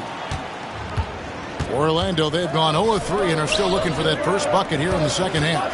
Here's Brown, and he's fouled pretty hard on that shot, but he's got the chance to pick up the points at the line. He's gone 2 for 2 at the line so far. Gotta admire what he's been able to do at the free throw line this season. How about over 90%? Both shots good from the stripe. And we're about a minute and a half here into the second half. Banchero against Humphries. The tray. And right on through for another basket. He's got 5 made on 5 of 9 shooting. Well, the advantage they have right now is largely based on his play. What an outstanding night. Law, the pass to Wagner. Into the third we go. 2 minutes in now. Wagner on the wing. Banchero is screen for Wagner. Wagner. And Wagner able to finish. Wagner's got the game tied up here for the Magic. Boy, that was a much-needed bucket in the second half. They're now 1 for 5. Count that bucket. The dude's got 6 in the quarter. Boy, everyone is getting to their spots and then capitalizing. 3 for 4 in the quarter. Beautiful. Long kicks to Adebayo. Some nice ball movement by the Magic. Here's Brown. 9 points in the game so far. Pass to Law. 3-pointer. A rebound by the Nets. Ingram's got rebound number 12 now. Tenacity on the glass. Out of bounds, Orlando takes possession. While we have a break in the action, now let's check out the league's best shooting teams. Number 1, the Nets. Just tremendously disciplined offensively, always looking for the best possible shot. That's how they've gotten that field goal percentage to skyrocket. Webb's checked in for the Nets. Banchero against Webb. And it's Banchero missing. The Nets have gone 3 of 4 so far in the third quarter from the field. Pretty good start to the half. A moment here now to see the numbers for Paolo Banchero. He's been on a remarkable tear this past month. He's averaging about 19 points per, 9 rebounds, and 3 assists. And what is crazy is that these numbers might not even do his game justice. He's been phenomenal. Feels like every night this guy does something that just blows your mind. So fun to watch. Someone the other players look up to. Here's Brown. And he uses the glass on the layup. Brown's got 11. And you gotta love the big bucket in the paint in this sort of a grinded out game. Count that one. 39 points for the dude. I'll tell you, this guy is proving to be a problem for the defense. In this quarter, he has been special. Pass to Adebayo. There's Wagner with the 3.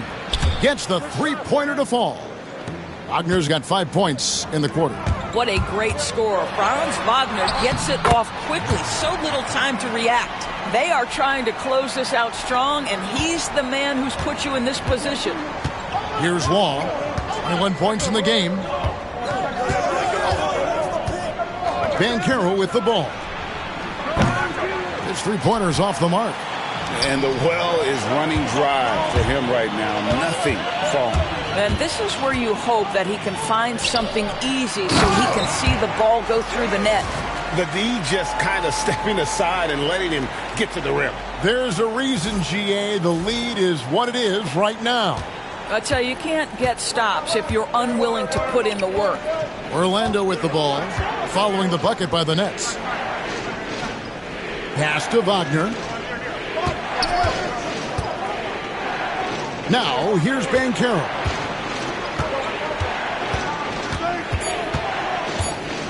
A 3 ball. And it's Humphries with the rebound. Boy, it's been a struggle in this quarter, and the team needs more from him, there's no doubt. To the left wing.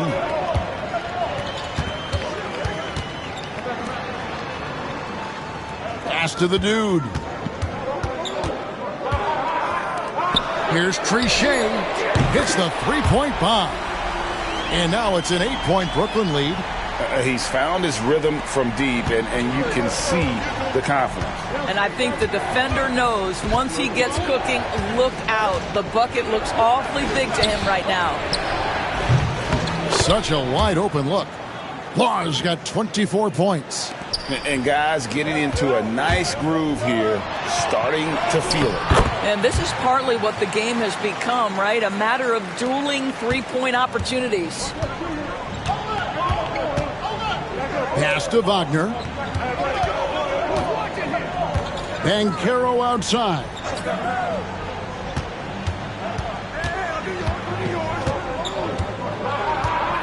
Shoots from 12. He squares up and sinks it. Boy, Banchero nails that mid-range with ease. Here's the dude. And the dunk to finish it off. A beauty. And there is no better way to add to the lead. Isn't that true, GA, especially when the slam is coming from the point guard?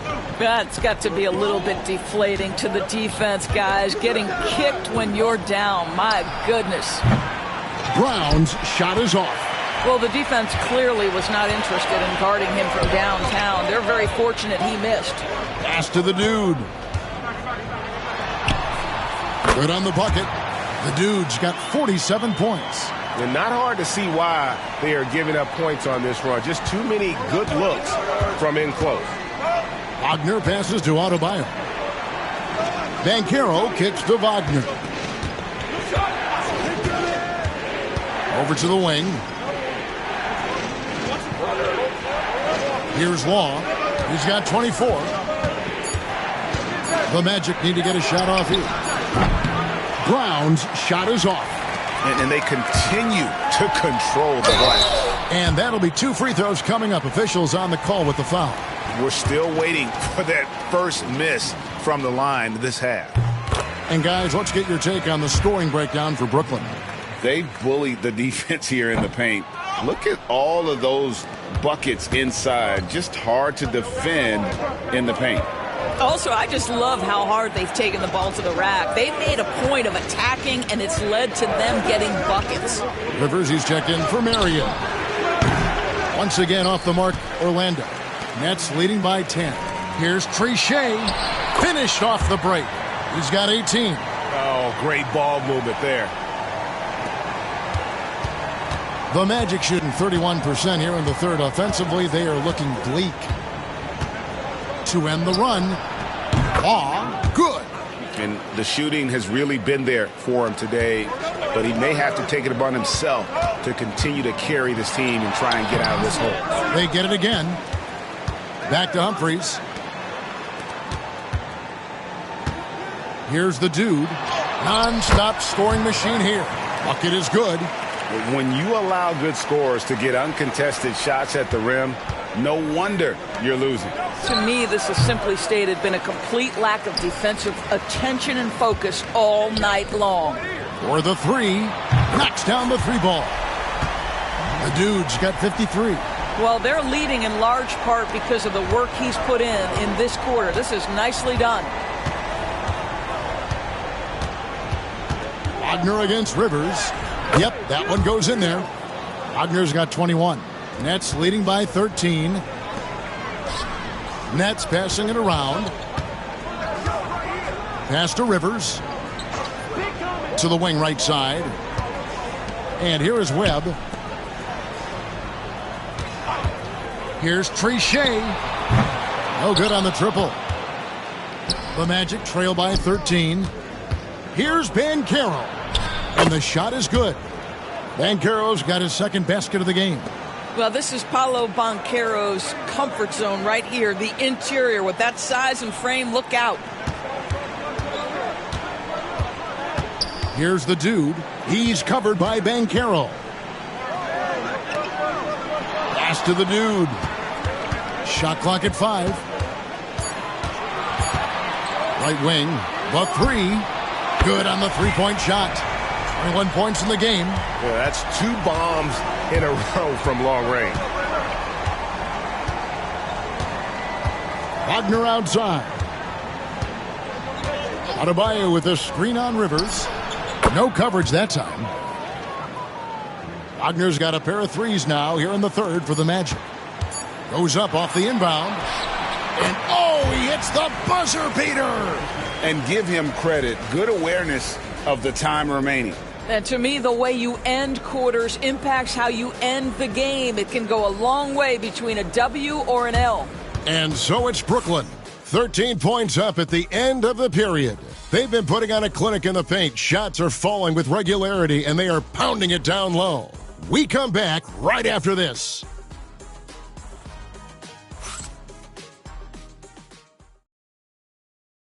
Now let's take a look at our assist of the game presented by State Farm. Just true artistry right there. I mean, great decision on where to go with the ball, and how about the perfect delivery? We call that putting it right in the pocket, and he knew what to do with it once it was there.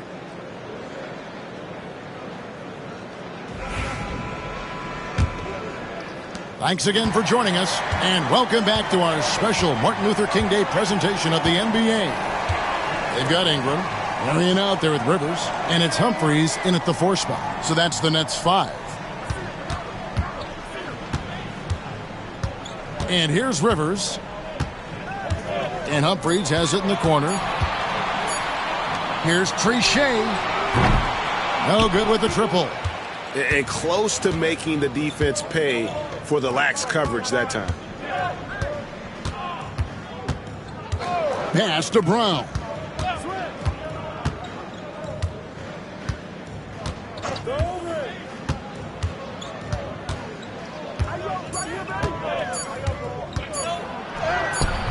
And it's Ingram with the rebound.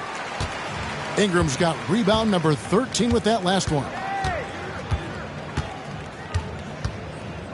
60 seconds off the clock here in the 4th. Here's Trichet. Law with the rebound. The Magic trail by 13.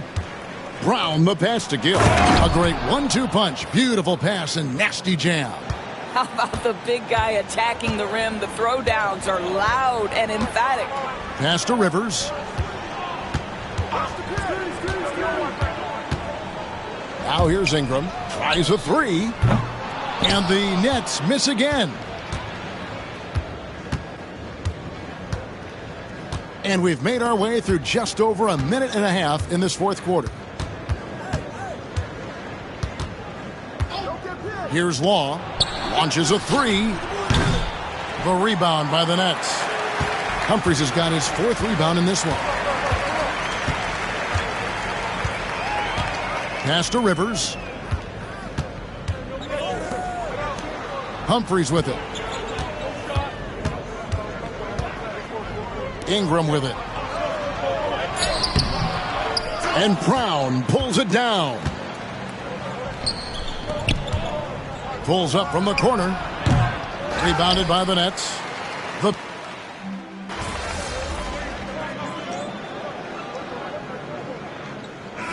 He's checked in for Rivers. Kid. Get in there.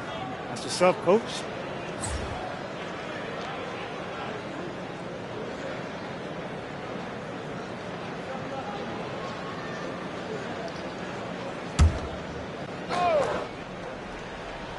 Here's the dude.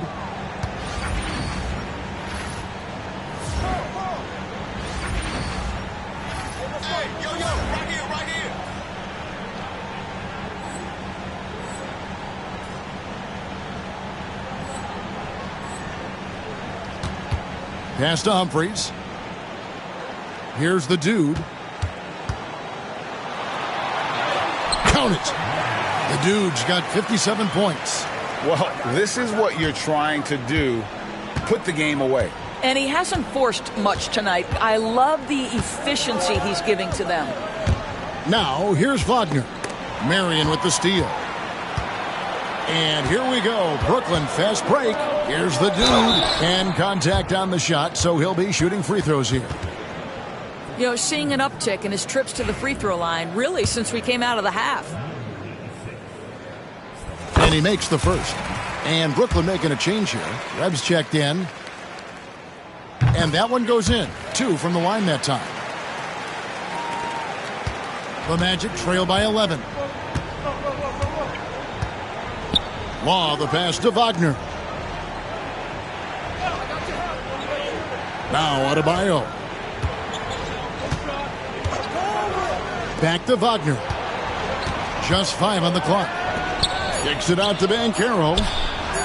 And he's good on the 3-ball. You've got to have a short memory. Put a poor first half in your rear view and now make an impact. They get it back. The Dude passes to Ingram. Here's the Dude. Pass to Webb. Nice ball movement by Brooklyn. That's good on the jump shot. He's got 23. Unwilling to let up even for a moment. That's his killer instinct, just fanning the flame. One thing I enjoy is watching players who don't pay attention to the score. You lock in on the moment and play the right way. Brown, and it's off from three-point range. Yeah, they've shown effort and aggression in the paint, really right from the tip. Their rebounding edge right now, massive. Now, here is Webb. The Dude passes to Humphries. Here's Trichet. And the 3 off target. The Magic trail by 10. Here's Banchero. That's in, coming off an assist from Adebayo. Adebayo's got his 4th assist in this one. And it's Nick Nurse calling timeout here.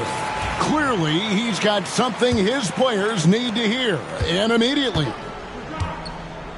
Pass to the Dude. Ingram kicks to Webb.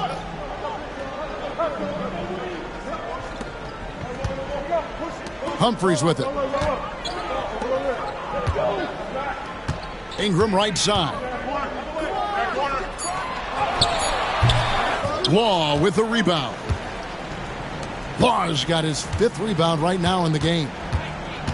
Brown the pass to Banchero. It'll go, and the Nets lead is cut down to just 6 points with the basket from Wagner. Boy, when he catches a rhythm, Franz Wagner is relentless offensively. Another bucket. Wow. Make that 61 point. Yep, everything is going his way right now. Adebayo with a screen on Webb. Pass to Law. Lets it go from deep. And it's Humphries with the rebound. Nothing seems to be going his way this quarter. Well, not at the offensive end, certainly. He cannot buy a bucket right now. And with the offense getting right to the rim, at least they saved the layup.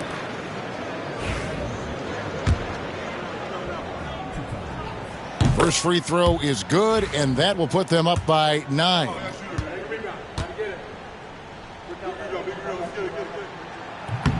And he is unable to get the second one. And here's Banchero. He'll bring it up for the Orlando Magic. Here's Law. Off target with his 3. Well, whether it's a defensive adjustment or he's gone just a bit cold, that efficiency has really fallen off this quarter. Coming off a big game, his confidence couldn't be higher, and Coach knows it. Well, the best players, to me, deliver night after night after night. So as long as he's hot, keep riding it. Wow, he got whacked on that one. Shouldn't be much debate there. So the first one drops, and that brings them to within 10. Franz Wagner so fundamentally sound. This guy's so clever, plays with a ton of energy. He needed to convert on all of those. Missed opportunities at the line are the last thing they need right now.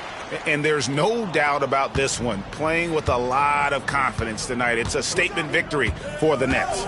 In the end, they had a better shooting percentage, and that's what made the difference. Sometimes, things go your way. The other team wasn't catching many lucky breaks themselves. Yeah, and Kevin, not all about luck. I thought their overall shot selection was better.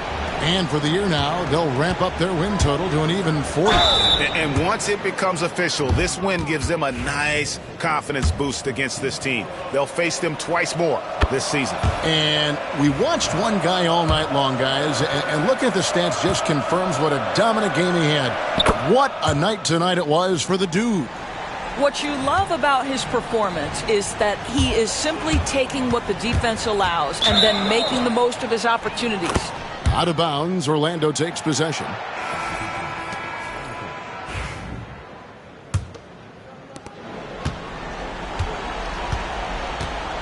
.34 seconds left to play in the final quarter. Pass to Law.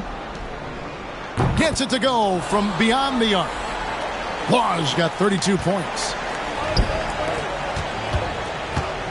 Here's the dude.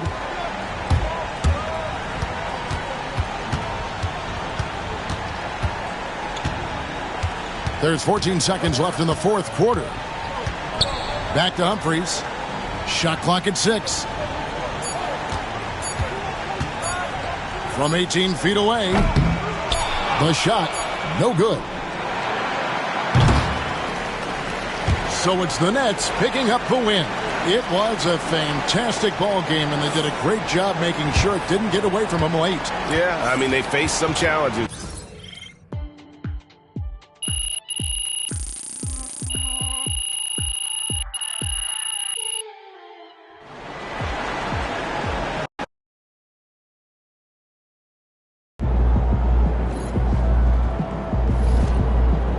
Right, MP. They can't stop you.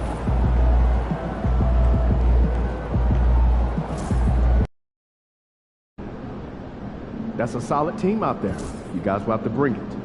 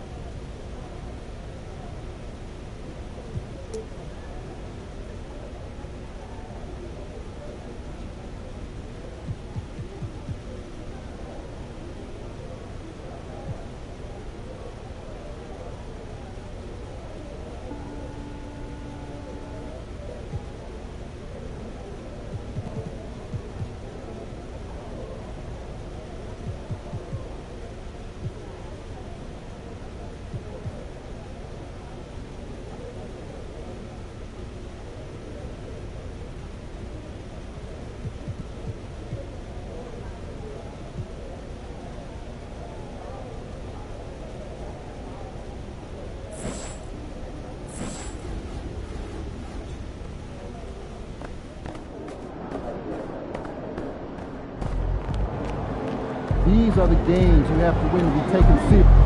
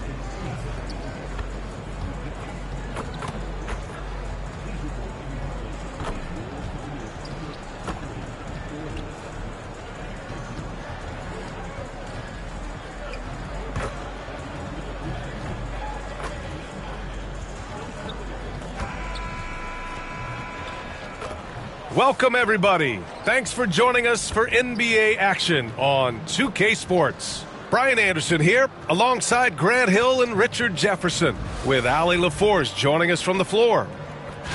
Now a moment to take a look at the year-to-year scoring output and how it's been trending for John Collins. And when you look at his offensive output over the past few years, it seems like other teams have figured him out and have his number now. He's having to put in a lot more effort on the offensive end, but without producing nearly the same results. A look at Indiana's starting group. John Collins out there with Benedict Mathurin. Then it's Halliburton, and it's McGee in at the center position. And for Brooklyn, and it's the dude in at the 2. And Grant sitting at the midway point of the season now. As a player, does it feel that way? Or does one half drag on more than the other? You know, I'd say the back half can feel a little bit longer, whether it's games of consequence that magnify things or for teams lower down, maybe the season drags on at the end.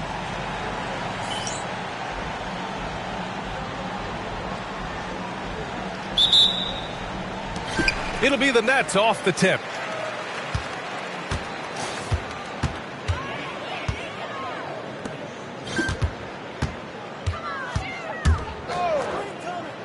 Here's Humphries. Collins defending. Beyond the arc.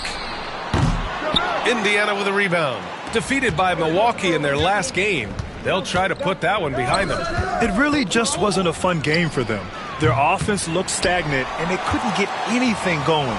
It seemed like any time they strung together a few baskets, they just went ice cold so quickly. Here's Humphries. To the right side. Pass to the dude. 6 to shoot. Banked it in off the glass. Just taking it right to the rim, and no one was there to greet him. Easy possessions like that literally are just a gift. You just dream of them. He'll gladly take those. A nice shot by Halliburton. At the perimeter, Halliburton has a lot of confidence. He's just about always ready to take that shot. The dude passes to Ingram. Pass to the dude. Here's Webb. The Nets need to get off a shot here. Here's the dude. Tried to come right back with a 3 of his own, but it's no good. Primo passes to Halliburton. Now here's Collins. Outside Mathurin. And here is McGee. Over Ingram. That won't fall. Can't drop his first one. That was a good look for him from mid-range, but just couldn't make the defense pay. Ooh, poked away. Here's the dude.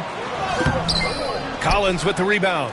Everything right except the finish. Have to keep focused all the way through the play. Out of bounds. It'll be Brooklyn's ball. And a chance to see the latest edition of the power rankings. Always fun to see where everyone in the league stands. Taking a look at Indiana. No movement for them, maintaining their top 10 spot. You know, for Brooklyn, They've really exceeded all expectations, showing they're capable of so much more than some believed. And so it's Nick Nurse calling timeout here. He wants to make sure everybody's on the same page. And let's check out which teams have been offensive juggernauts the past 10 games. The fourth spot held by the Pacers. This team has been on an absolute tear offensively. It seems like they're able to find a shot every trip down. Pass to the dude. And so the ball out of bounds. McGee touched it last.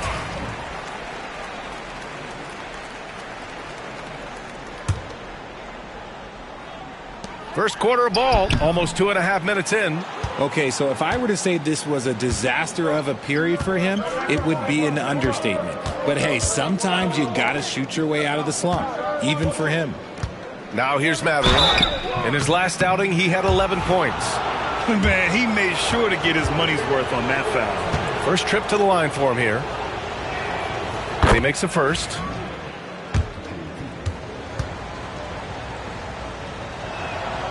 And so he hits both. He's making the most of every trip to the line, providing for his team. Here's the dude, defended by Halliburton. Here's Webb. Plenty of room to knock down that one. With defense that soft, you have to take them to task. Indiana's gone 1 of 2 from three-point land so far. Pass to McGee. Outside Mathurin. The three is up. The dude with the rebound. Brooklyn has gone 0 for 2 from outside. And let's swing it over to the sideline and hear from Allie. Well, I had a chance to talk with head coach Nick Nurse. I asked him if there was a plan in place to slow down Halliburton. And coach joked, hey, if a plan existed, somebody smarter than me would have come up with it. Tyrese impacts the game in too many ways for us to neutralize. We just need to do what we can to make life difficult for him. Okay, thanks, Allie. Just 1 for 5. Not the start they were looking for. Obviously, there's still plenty of time to get on track. First quarter of play and just over 3.5 minutes in. Trying to find a spark here. Yes, indeed. A rough stretch offensively. They could really use a basket. It's turned into a showdown here. Dueling from distance. Take that, he says. I see your three, and I'll raise you another three. His consistency just hasn't been there this quarter in terms of his shooting.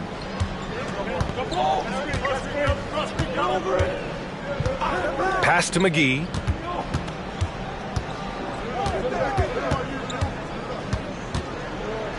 Shot clock at 5. Here's Collins. Halliburton outside.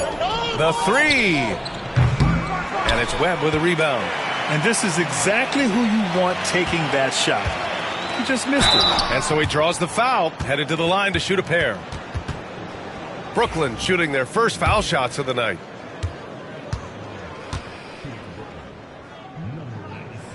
And the first one at the line is good. He's perfect from the line this time. Now here's Halliburton. 35 points his last game. Pass to Collins. Here's Wells. Down low. Here's McGee. Connects on the 17-footer. And we talk about the importance of versatility. He's really got it all on the offensive end. Here's the dude. And he drains it. That basket makes him 4 for 9. Just owning the painted area. If it's working, no need to change. And so it's Halliburton with it. He brings it up for Indiana. It's a three-point game. Last time they met was in Indianapolis. If they want to beat these guys this time, they have to do better on the glass. That was their undoing. And a lot of that begins with effort. Putting in the work and closing out possessions should make this a much more contested game.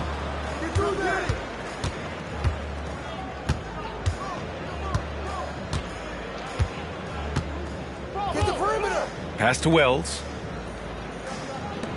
For three, Collins. The dude with the rebound. The dude's got 4 rebounds now. And the shot falls short that time. Pacers trail by 3. Outside Mathurin. Now here's Halliburton.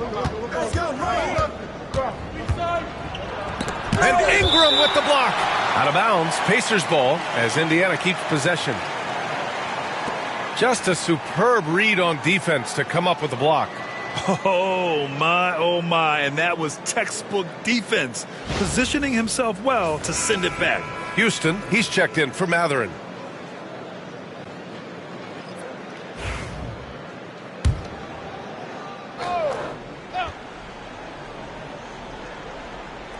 Just 5 to shoot. Here's Halliburton. Rebounded by the Nets. 30 straight for them is incredible. They now only trail the 71-72 Lakers for the longest winning streak in NBA history. And we're looking at a team that has proven they can win against anyone in this league, even given a variety of factors. It's maybe going out on a stretch to say they've reached an all-time great status. But hey, there's an argument for it. Brooklyn making a switch here. Rivers is checked in. Collins, and the tip-in on the offensive boards.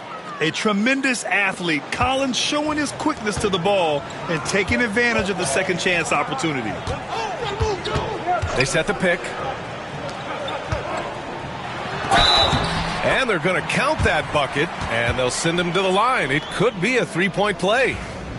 This man is on fire. His team is winning, and it doesn't get better than that. And guys, let's get your take on the scoring breakdown for the Nets. The ball movement has been outstanding so far. They've come out of the gate looking for that extra pass. And what's more, they're getting their feet wet down there in the paint early on. Not shying away at all, taking it inside. What a great way to start. And that's what they want to do. Get him open looks early. Here's the dude, out of bounds. It'll go to the Pacers. And how about we check the numbers for him? And over the last 5 games, his field goal percentage has increased. And you can make a case his confidence as well because of this. Indiana trailing here. Knocked loose. Here's the dude. Oh, he goes up high for the two-handed slam. And that's what happens when you don't take care of the ball. Hey, that makes the turnover hurt even more. We know mistakes lead to breaks. That's just textbook right there. Now here's Halliburton. 9 points in the game. Launches it from deep. Rebounded by Marion. Okay, now I think he's starting to get in his own head right now. Maybe he's overthinking things a little bit, and as a result, he's just been off. Pass to Humphries. Here's the dude. There's the drive. It's down. His 7th make in 13 attempts today. And now almost all their points coming from the paint. Halliburton finds McGee.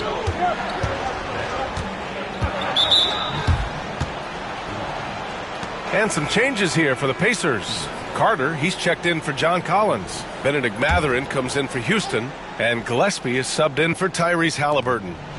Now here's Carter. A go-to option for this team. He puts up nearly 17 a game. Great positioning on the putback. He really gets in perfect position for the follow. Just a terrific read. There's 1:47 left in the first quarter. Here's Marion. Hauled in by McGee. Stripped away. Pass to Marion. The shot, no good. Oh, nice D from Carter. Outside Matherin. From deep. He buries it from 3. Matherin's got 5. And that's on the defense there. Gotta know the scouting report and understand that he loves his shot. Here's Humphries. And he battles for the ball, gets the second chance bucket. And once more this half, they find a way to get great position inside. Pass to Matherin. 58 seconds left in the opening quarter. McGee passes to Matherin. From downtown. Rebounded by Marion. The Nets with the lead. Here's the dude. Here's Rivers. Here's Humphries. Second shot opportunity. And it's Ingram laying it in. Looks like we're starting to see a pattern here. Not afraid to get in the paint and get wet. Pass to Matherin. There's 25 seconds left in the first quarter. Brooklyn leading by 4. Here's Rivers. He's scoreless. Here's Humphries, covered by McGee. Here's the dude. Played it in with a nice touch off the window. Nice offense here. Close in. Great bet to go. Here's Gillespie. And so it's the Brooklyn Nets with a 6-point lead at the close of the quarter. They've had incredible success defensively, taking away good looks and pressuring shooters. More 2K action in just a moment.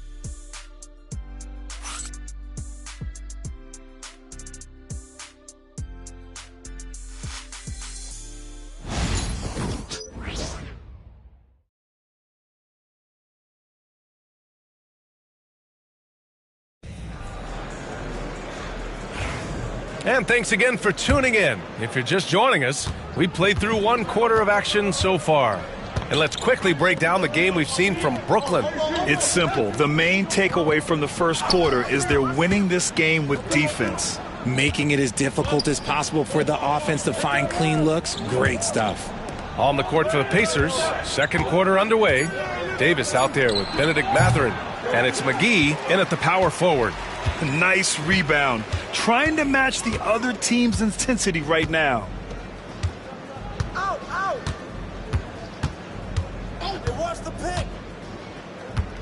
From the wing, the rebound by Carter. Pacers trail by 6. Pass to Wells. Outside Mathurin. Lets a 3 fly. Gets it to go. Makes him 2 for 5. He can really stroke it from deep. You have to keep better tabs on him. Here's Rivers. Quarter number 2 with just over a minute to play. Here's Humphries. In his last outing, 10 points for him. And he drops in the layup off the glass. Humphries has got his second basket on the night. They just look...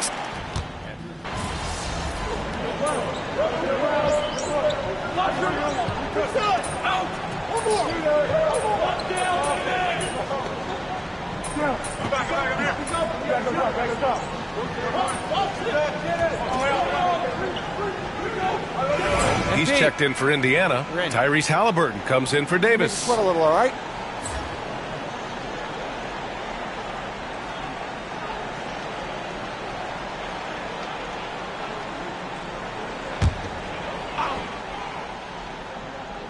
Time now to hear from our reporter, Allie LaForce.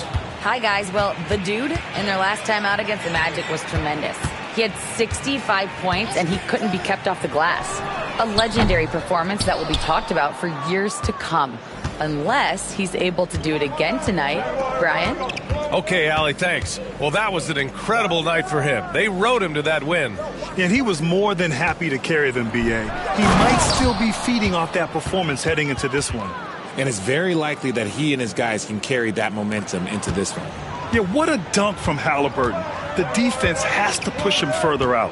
And RJ, looking back at the in-game flopping penalties introduced last season, how do you think they worked?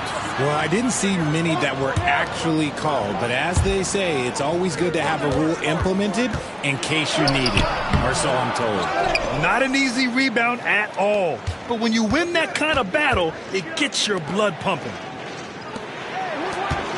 Here's Mathurin. Oh, and he got fouled on his way up. He'll head to the line to shoot 2. And what's your take, guys, here on the hustle stats for the Pacers? The enthusiasm they've brought to their defense so far is something else. Going after shooters and really hustling to get their hands on shots. And we also got to mention the work they've done on the offensive glass. Pounding the opposition and coming away with tons of second chance points. Ingram's checked in for Brooklyn. They set a pick. Here's Webb. Good on the baseline, Jay. Webb's got his 3rd basket on the night right there. Indiana leading by 4. Halliburton with the ball. He's got 11. There's the triple. Rebounded by Ingram. Ingram's got 6 rebounds here tonight. Here's the dude. Nails it from 3. Now just a 1-point Indiana lead. And far from the best shot, but all that matters is the end result. Somehow he sinks it. Halliburton, the pass to Mathurin. Brooklyn pulls it in. Marion's got 4 rebounds in the game. Pass to the dude. A look at the 2K leaderboard when it comes to second chance points. The NBA leaders over the last month. In the 3rd spot, the Pacers. And the energy this team plays with on the offensive glass is infectious. They simply don't give up and keep after plays, which has boded well for them.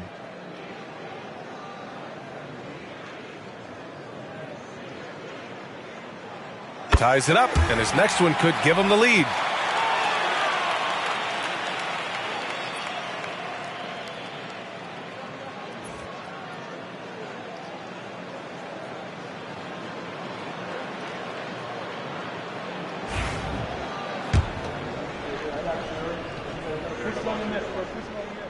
And that one falls. That puts him up 1 point in the game now.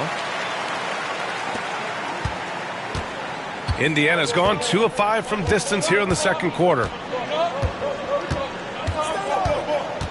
Here's Primo.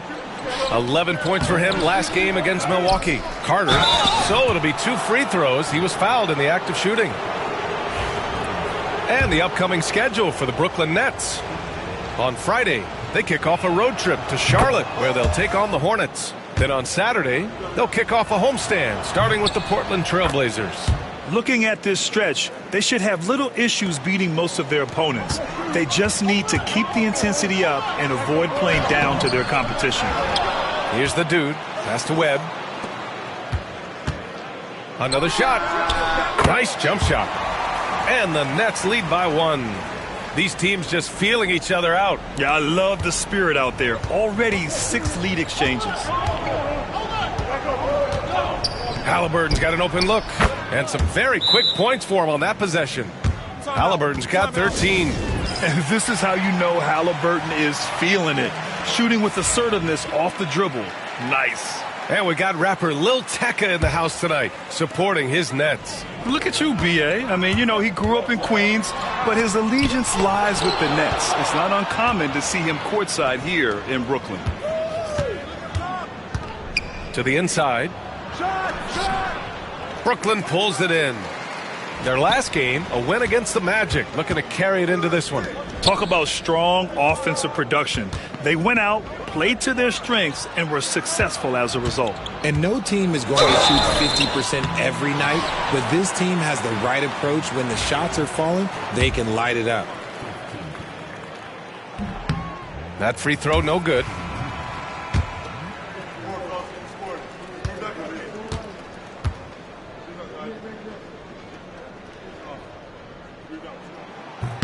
And he sinks the second.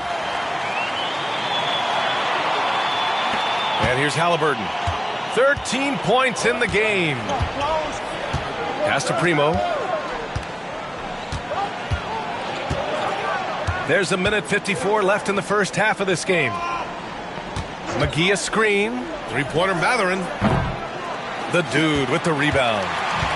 The dude's got 6 rebounds in the game. To the middle. Nice dish, and the layup goes down. And what's working here, each guy is willing to make the next pass. Primo passes to Mathurin. 1:24 left in the second period. Into the lane. Uses the glass to finish the layup. Mathurin's got 19 points. Much more efficient this quarter. Feeling more and more confident. The dude passes to Webb. Here's the three. And the three-pointer goes. And the Nets lead by 3. Gotta fight harder to get over those screens. Yeah, as soon as these guys feel contact, they are just disappearing like they're not even there. You gotta show some fire and keep defending. Primo can't hit. And Brooklyn's shooting about 45% during the second quarter. Here's the dude. Indiana with a rebound. Collins has got 4 rebounds now. Pass to McGee to the left wing. Collins inside. He had an 18-point outing in their last game against Milwaukee. And also active defensively. 2 blocks to go with kind of his overall floor game. The dude gets the bucket. It's harder to thread those passes inside, but the reward is evident.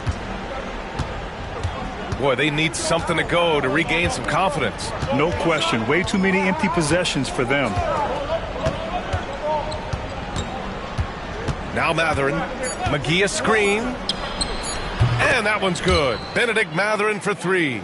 He's got 22. I'll be honest, he's having a better quarter than a lot of my nights back when I played.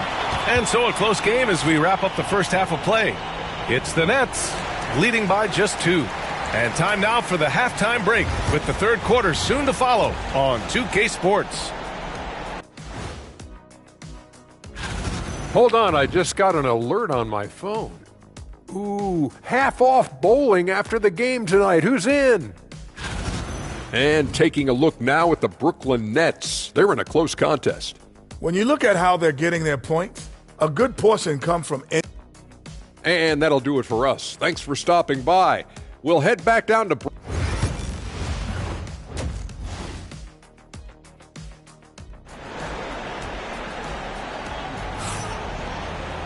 And if you're just joining us, we played through the first half in a game that's been fairly even so far. And it's Ingram in at the pivot spot, manning the middle. That's the group for Nick Nurse getting going here in the second half. Pass to Halliburton, the 15-footer. And that one off the back of the rim and in. Halliburton's got 15 points. What a release. Halliburton getting rid of it. Here's the dude. Ooh, McGee with the block. Now here's Halliburton. Here's Primo. Mathurin with the ball. Clock at 6. A chance there to take the lead, but a miss. Well, Brooklyn's shooting the rock well at 46%. And there's the slam dunk to finish it off. And you have to love it. The floor general taking things into his own hands. Just the aggression they're looking for, man. No doubt. That's the kind of play that can energize the whole team, and they will take it in a close game like this. Here's the dude. He has 29 now. He can't hit that time. Halliburton with some nice D. Watch him. Ingram against McGee. Outside Mathurin for the lead. Brooklyn pulls it in. Ingram's got double-digit rebounds now in the game. And they have been cold coming out of the break. Only getting one of their first 4 shots to drop this half. Got to pick it up. Fires the 3. Hauled in by McGee. The defense just giving him the easy look there. He's not going to miss that. Mathurin passes to Primo. McGee with it, covered by Ingram. Pass to Primo. Lets it go from deep. Rebounded by Ingram. Ingram's got rebound number 11. Out of halftime, not the way you want to execute, just 1 of 5 from the field. Nice work to rise up and secure that miss. Solid rebounding effort from him. Halliburton for 3. Yes! Tough points from Tyrese. Here in the second half, this game's still nip and tuck. Just an insane amount of lead changes. The fans are getting their money's worth. Here are some of the best and most intelligent shooters in the association. Here's the dude. Excellent D there from Collins.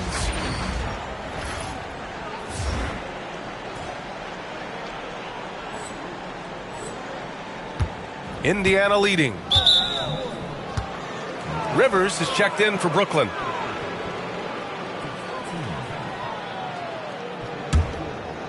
Just over 2.5 minutes gone by in the second half. Gives us a chance to catch up with Allie LaForce. Brian, Tyrese Halliburton, an all-star starter last season, is not done yet. He said, quote, "I want to be a champion, a Hall of Famer, and one of the greats. I want the next generation to talk about my ability as a basketball player. That's definitely the goal, and I don't ever set limits." Brian? Allie just scratching the surface. Thank you. Good stuff there. And he recovers it. The dude passes to Humphries. Now here's Ingram. Just 5 on the clock. And that one, good. A quality pass, setting up a quality shot. It's just textbook basketball. Halliburton on the wing.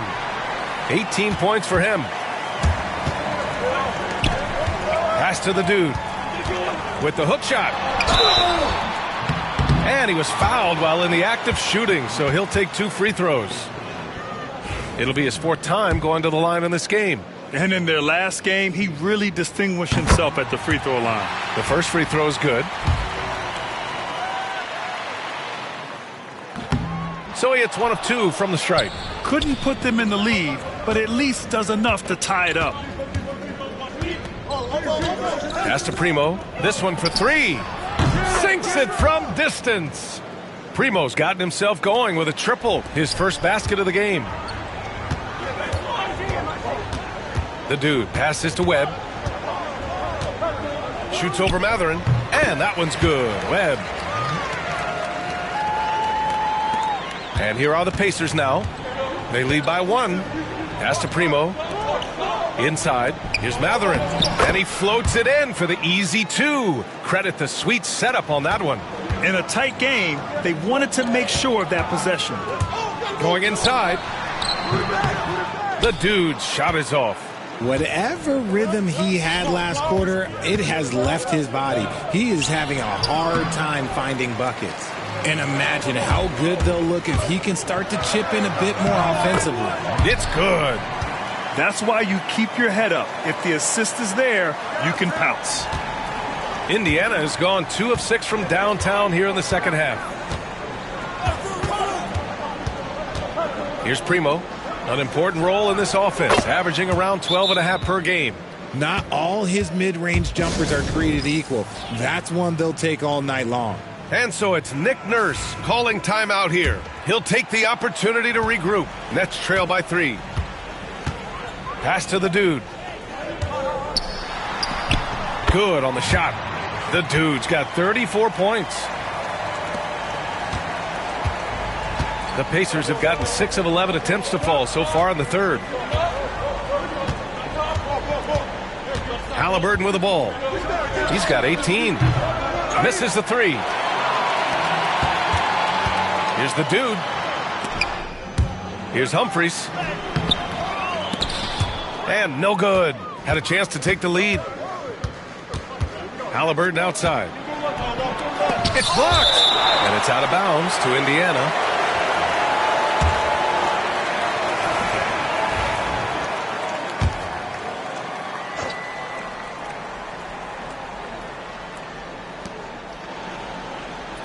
Collins outside.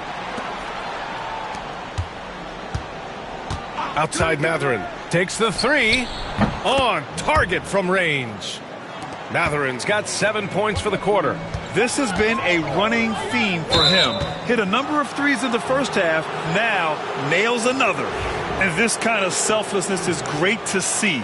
Textbook positioning to draw the charge. Here's Halliburton. A great score, averaging almost 26 a game.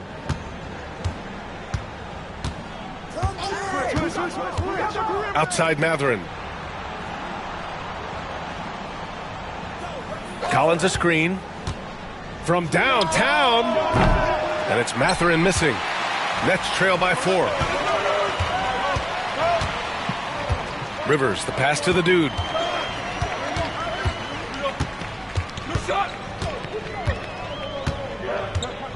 Pass to Humphries. To the wing, right side. 6 on the shot clock. Here's Marion, defended by Halliburton. They get it back. It's good on the putback. One reason this game is so tight is because both teams are hitting the boards with reckless abandon.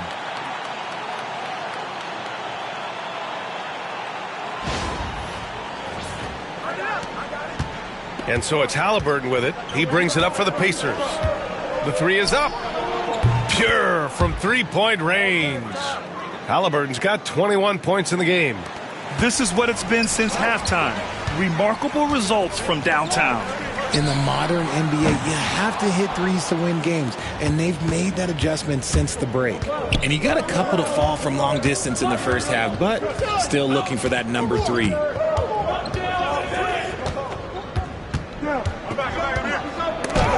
And Ingram with the block. Here's the dude. Collins defending. In transition, here come the Pacers. Here's Mathurin. Oh, and he got fouled on his way up. He'll head to the line to shoot 2. I like that. I mean, some physical play inside. He's not about to give up any easy baskets. First free throw is good.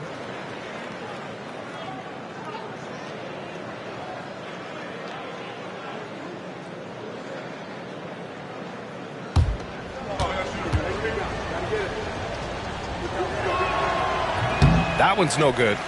Nets trail by 6. The dude passes to Marion, and he jams it home with authority. Come on, B.A. He sure can rise. Grant, that's as good as it gets. One of the best in the league. Halliburton looking over the floor. The Pacers making a switch here. Carter's checked in.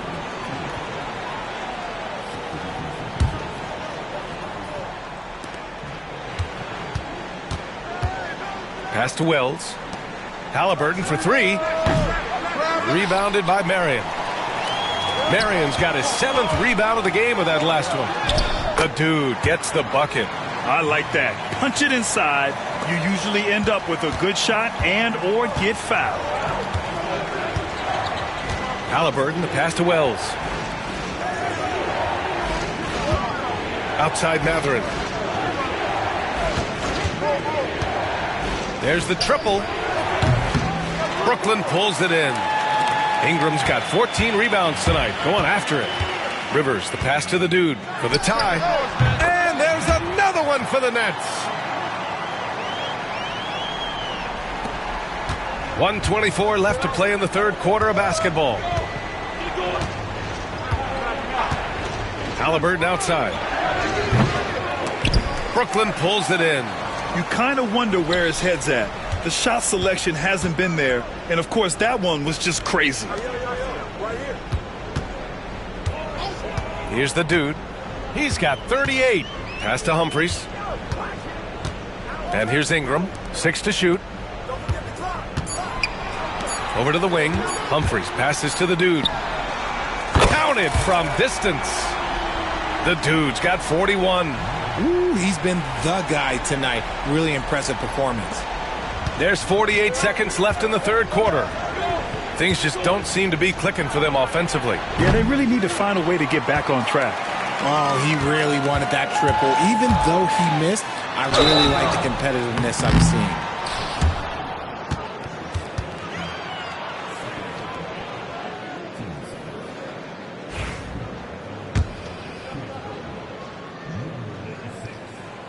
First one falls for him. Primo, he's checked in for Indiana. So he picks up just 1 from the line that time. Pacers trail by 4. Pass to Wells. 23 seconds left in the third quarter. McGee. Another miss. They desperately need a bucket. Outside Mathurin. 3-pointer. They get it back. Here's McGee. Up again. Oh, he hangs in there and cashes in on the second chance points. Oh, phenomenal hustle. He has a knack for those boards. Man, he is tenacious when that ball goes up. It'll count. No good on the buzzer beater. It's still anybody's game as we reach the end of 3. It's the Nets. They lead by 2. And while we have a chance, let's go to our State Farm assist of the game. And I'll tell you what, this was a no-brainer tonight. Take a look at the precision on this feed. Couldn't place it any better. You've got to admire the vision just as much as the accuracy. Not many players can even spot that pass. And it's been a very competitive game so far as we get rolling here in quarter number 4. On the court for the Pacers, and it's Primo in at the point guard position. Ingram against Carter, down to 5 on the shot clock. Marion passes to the dude from the arc. The Pacers pull it in. Primo's got 4 rebounds in the game. To the paint. Here's McGee, and McGee with the stuff. Impressive one-hand slam right there, B.A. Man, as long as he's confident about it, I'm good with it. Maybe use 2 hands next time. He knows where he is. They're in strong position coming down the stretch, and he is a big reason why. Indiana trailing here. 4th quarter of basketball. We're about a minute into it. Pass to Carter. To the middle. Here's Primo. The shot. Houston passes to McGee. The 3rd shot of the possession finally falls for him. That gives him a double-double in this one. Hey, draw him up a solid play, get him an open look, and he delivers. And late in games, throw out those analytics. Give me the mid-range. The shot, it just works. And he might have thrown himself off when he saw how much space he had from 3. Tries to break his ice. Hauled in by McGee. And he keeps trying to get himself out of this rut. But maybe it's not meant to be. I'd focus on sharing it with his teammates at this point. Look at the power on that. He has to be one of the top dunkers in the game today. And the basket is good. He got it to go, and he took the bump. So a free throw coming up, an opportunity at a 3-point play.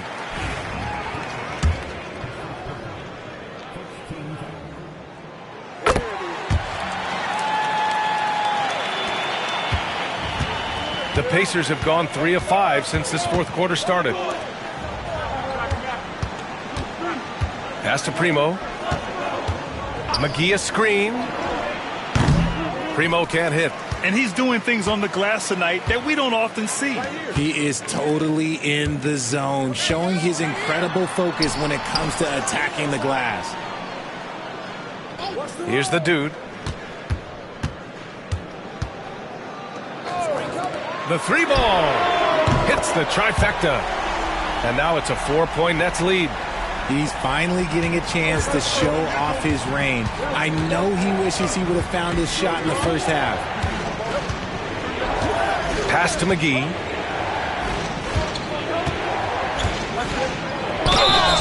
Oh, and there's the whistle on the shot. So 2 free throws for him coming up. And some stats here, guys. The scoring breakdown for Brooklyn. Oh, they've been punishing the inside defense consistently in this one. Look, it's been a very productive area of the floor for them. Well, in addition, I love their passing. I mean, they're buying into that team concept. That's hard to get out of your young guys. Collins, he's checked in for Indiana. In crunch time, trying to get the foul, the bucket, or both. Around 3 minutes gone here in the 4th. Wells, the pass to Primo. Fires from deep.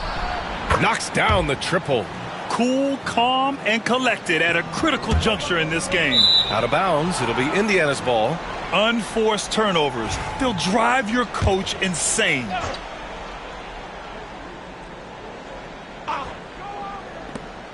Pass to Houston. Here's Primo.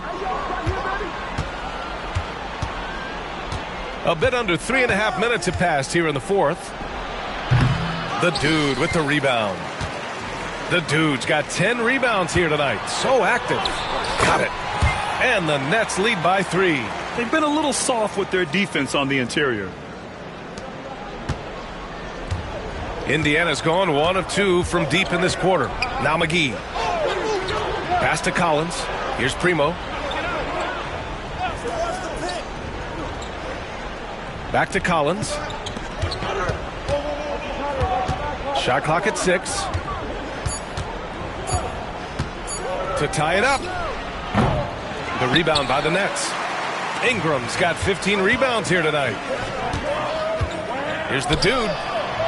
And he'll draw the foul. He'll head to the line for 2. Well, that was clearly a foul. And he drops the first. Matherin's checked in for Indiana. Halliburton comes in for Houston. That one falls, so he hits both of them. And here's Indiana now. And here's Halliburton. Outside Matherin. Collins outside. Pass to Primo. McGee a screen. 4 on the clock. Halliburton for 3. Humphries grabs the miss. I think he's gone completely dry. Nothing is hitting.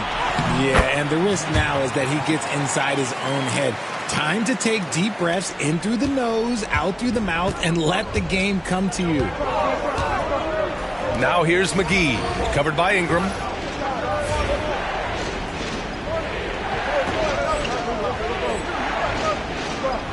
Now McGee. Halliburton for 3. Nails it from beyond the arc. Halliburton's got 24. And this is just typical of him. Always making an impact at crucial moments in the game. And his team needs every bit of his production if they want to pull this one out. It is neck and neck here in the final period.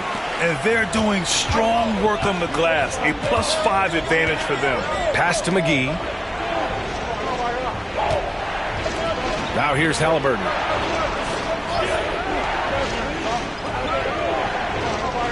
And here's McGee, covered by Ingram. Fader on the way. Hits the front of the rim and out. Nets leading by 6. Second chance effort. And the layup is good.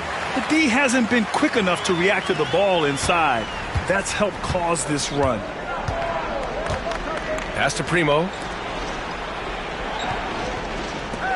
Halliburton for 3. Rebounded by Ingram. Locking the arc down. Defense knows it's on them to scare off those shots.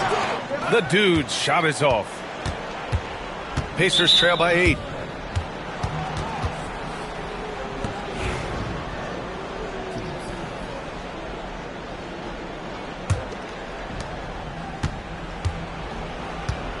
Now here's Halliburton. Three-pointer. Drains the triple. Halliburton's got 14 points now in the second half. His points are really adding up from the three-point line. He had 9 from distance in the first half, and he's only getting better. Keep riding that hot hand. He's been pretty much unstoppable.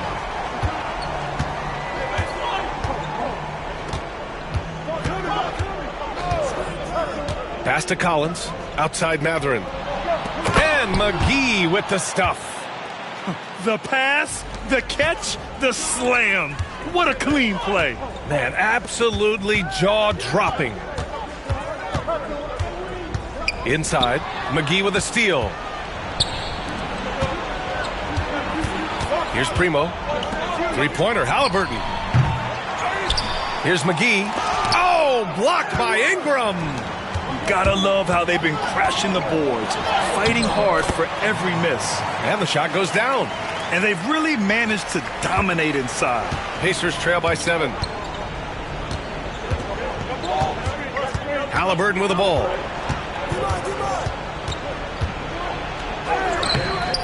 Oh, 2 physical points for Halliburton. Important points. Tyrese Halliburton, always ready to take the big one.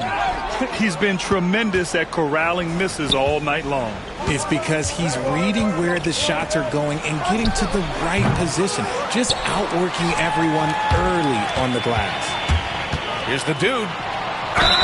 And so he draws the foul, headed to the line to shoot a pair. It's going to be on Tyrese Halliburton. First free throw is good.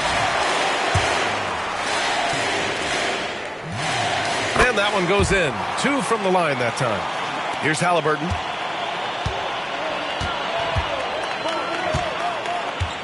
Here's Halliburton on the take. And it goes. As the official calls the foul, count it, and he'll shoot one more at the line. In a tight game, he is exactly who you wanted at the line. Brooklyn leading by 4. He got it again. Sensational. Oh, make that 61 points. Everything is going his way right now. Nice move. Misses off the left iron. And the defense was all over him once he got in close. Didn't want him to get too comfortable. Outside Ingram. Pass to Humphries. To the inside. Matherin with a steal.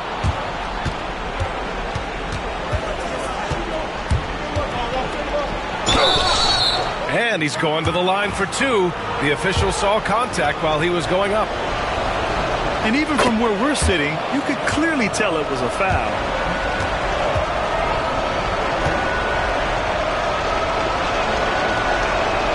Both free throws good from Matherin.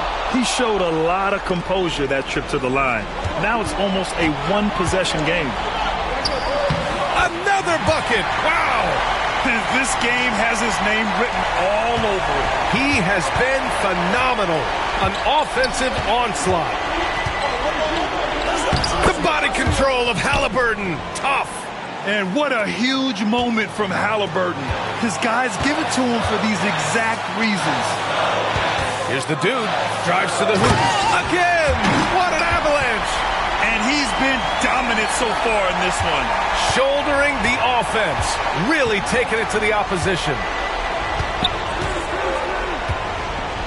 Halliburton outside. McGee a screen. Halliburton left side. Halliburton goes up top to throw it down. And you have to love it. The floor general taking things into his own hands. Just the aggression they're looking for, man. No doubt. That's the kind of play that can energize the whole team, and they will take it in a close game like this. Timeout, Pacers.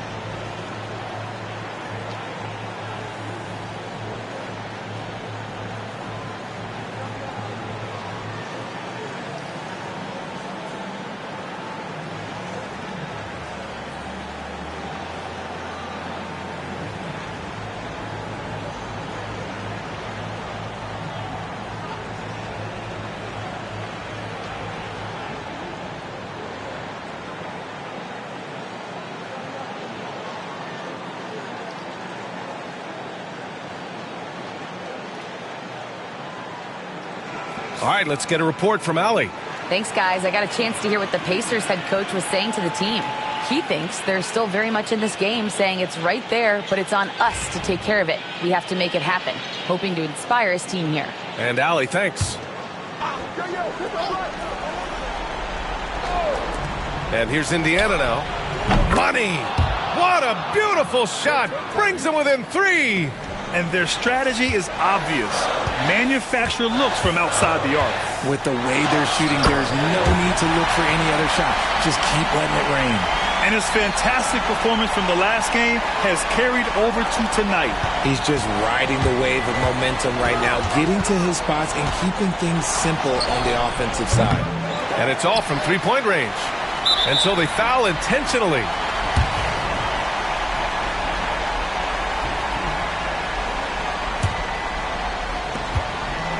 And so they choose to intentionally foul.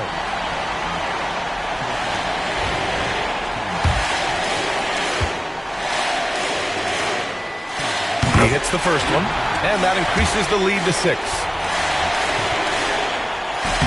And he hits both free throws here, and it's a 7-point game. He knows how important it is converting at the line and building up this lead. Time called here. Indiana decides to talk it over. They're losing by 7.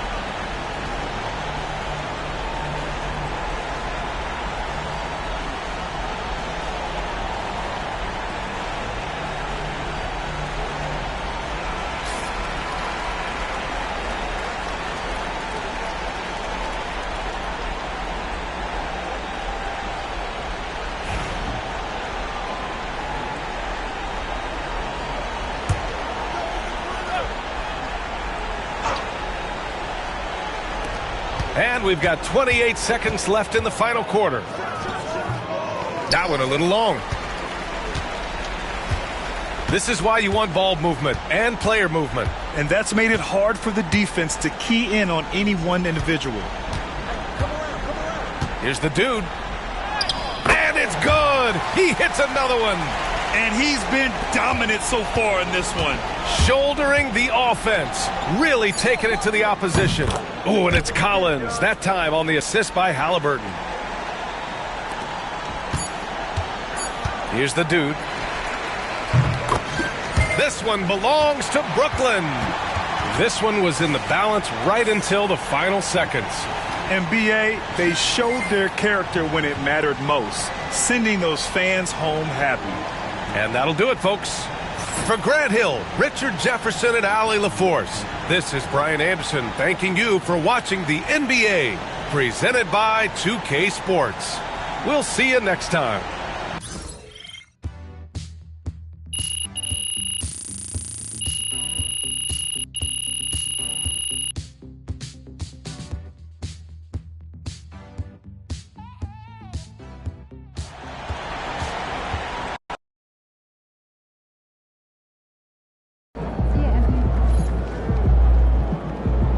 That's what I'm talking about.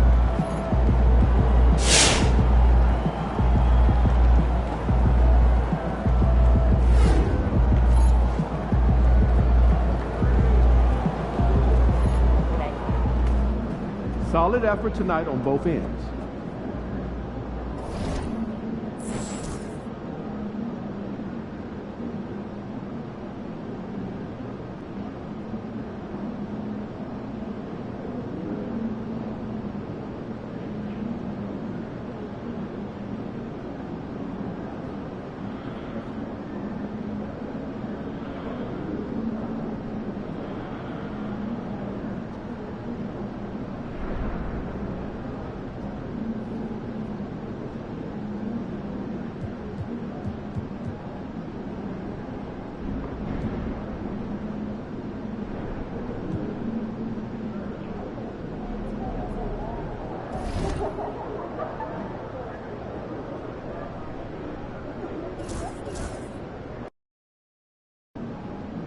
Tonight should be easy work.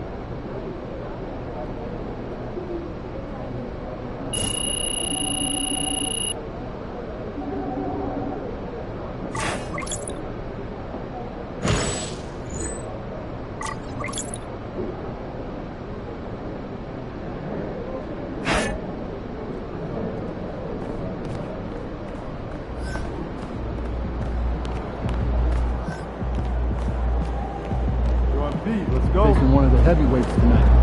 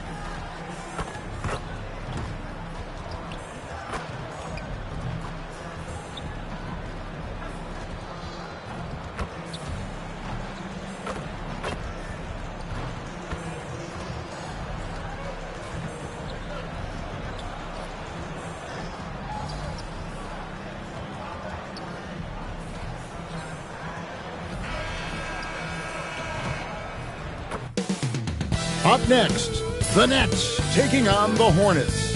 For the Nets, a standout first half of the season has them in first place in the East, a position they don't want to let go of. Hi, everyone. Greetings from 2K Sports. Now we get a chance to check out some stats for him. And, guys, how about the surge of offense he's experiencing right now? These last 5 games, he's been a machine at the offensive end. A different score than he had been earlier in the season. We'll find out if he can keep it going here tonight. So the Nets starting 5. Ingram is out there with Rivers, and it's the dude. Then there's Webb. And for the Hornets, Jamison is out there with Filipowski. Then it's Jamison. And it's Moore in at the pivot spot, manning the middle. All the talk, Greg, leading up to this one has been about the impact of the backcourt. And that's where it all starts. When you have a confident and competent backcourt, it just opens up a lot of things for you offensively. He'll be the Nets off the tip. Pass to the dude. Here's the 3. Webb can't hit. Jamison against Ingram. Outside, Jamison. Now Moore. Played in with a nice touch off the glass. And once he got to the 10, I think he was surprised to find himself that wide open. Well, this early, they should be showing a lot more energy on defense. It's not there. And it's the Hornets with the ball. Jamison the pass to Filipowski. About 1 minute into the first quarter. 6 on the shot clock. Jamison, no luck. Jamison against Webb. And foul on the shot, so he'll get a chance at the line. The Nets shooting their first shots from the free throw line tonight. You've got to appreciate their ability to make free throws, 81% as a team. And, guys, that's really an upgrade over how they shot last season. Not a huge upgrade, but an upgrade nonetheless. Free throw shooting is about mechanics, confidence, and your mental approach. He's locked in from there most every night. Ingram comes with the double team. Here's Klein to the left side wing. Nice pass in here by Charlotte. And the 3 ball is good. And they don't want to get in a habit of giving him open looks from 3. First quarter still, but not who you want to leave open. Pass to the dude. That's his second shot and his second basket. He's 2 for 2. That's a nice play there. Not going to miss many from there. The Hornets have gone 2 of 3 here to start out the game. Here's Klein. And he can be counted on to put some points on the board every night. He's averaging right around 13.5 points a game. 2 free throws coming up, and they call the shooting foul. The Hornets shooting their first free throws of the game. The first free throw is good.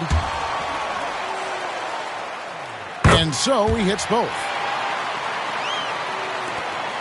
And here's Brooklyn. And you know what? We've run out of superlatives to describe this club. They've been untouchable. 31 straight wins. Do you hear me? 31. And sometimes it looks like they're not even breaking a sweat. I don't even know how you describe the winning streak this team is on. It's a combination of the talent this crew has, but the confidence and self-belief and togetherness, cohesiveness that these guys have. It's a special thing to behold. Here's the dude. Basket is good. The assist from Webb. And that's now 10 points for the dude. It just seems like the more he touches it, the more the lead grows. Here's Jamison. Charlotte no good that time either. Nets leading by 3. Things really clicking for him at the offensive end. They're making good decisions, not wasting these opportunities. Rivers passes to the dude. Rivers kicks to Webb. 6 to shoot. Fires it up. It's rebounded by Charlotte. This game coming on the heels of their win against Chicago. Yeah, I mean, we saw them do a little bit of everything in that game. Showed a lot of versatility. And, you know, everything seemed to just kind of flow naturally for them. Felt like they were in a groove from the opening tip. It's Rivers on the wing. Jamison covering. From the arc. That one's in. His first shot this game. One of the things you've got to admire and respect about him is his aggressiveness at the offensive end, always in attack mode. They've been struggling here on offense. Yeah, a bit of a dry spell for sure. To stop the run, and a slam dunk by Jamison. The finish was nice, but the setup was better. Yeah, G8, the pick working to full effect before the stuff. And, you know, not enough help from the defense there to compensate. He gets a clean look, and that's exactly how you draw it up. And there's a pattern starting to take shape here. They're working it inside and getting good shots from close range. Well, I agree with you. 4 of their last 5 baskets have been exactly of that variety. Hornets trail by 6.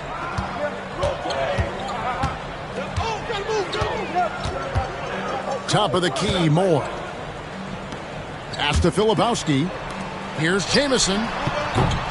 Off target from outside. Guys, this hasn't been his quarter. I mean, to me, he just doesn't look completely comfortable or confident. Here's the dude. Get there, get there.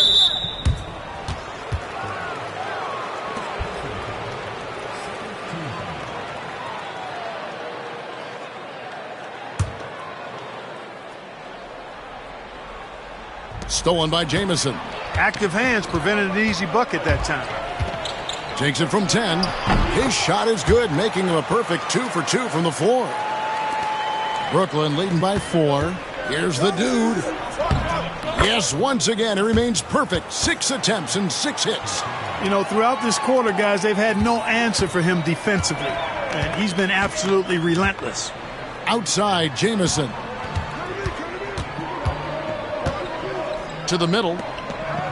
Filipowski passes to Jamison. No good from outside. And they had some botched coverage that turned into no coverage. And here is Webb. No scoring in this one. Chalk up 2 there. And the story here, Kevin, early on is how well they've shot the basketball. Very high percentage so far, and if you want to start a game hot, that's the way to do it. Here's Klein. Pass to Moore. No good on the shot. Some solid defense from Ingram. Here's the dude. Jamison covering. And that one's good. The dude. And he's the main reason they have the lead right now. He's been perfect from the field, literally. Here's Klein. Here's Moore. Nice work on the boards, paying off with the basket. Moore's got his second basket of the night. Now that's how you pick up second chance points. Stay active and be ready as soon as the shot goes up. To the inside. Here's Ingram. Second chance shot. Oh, he blocked it and deflects off the backboard.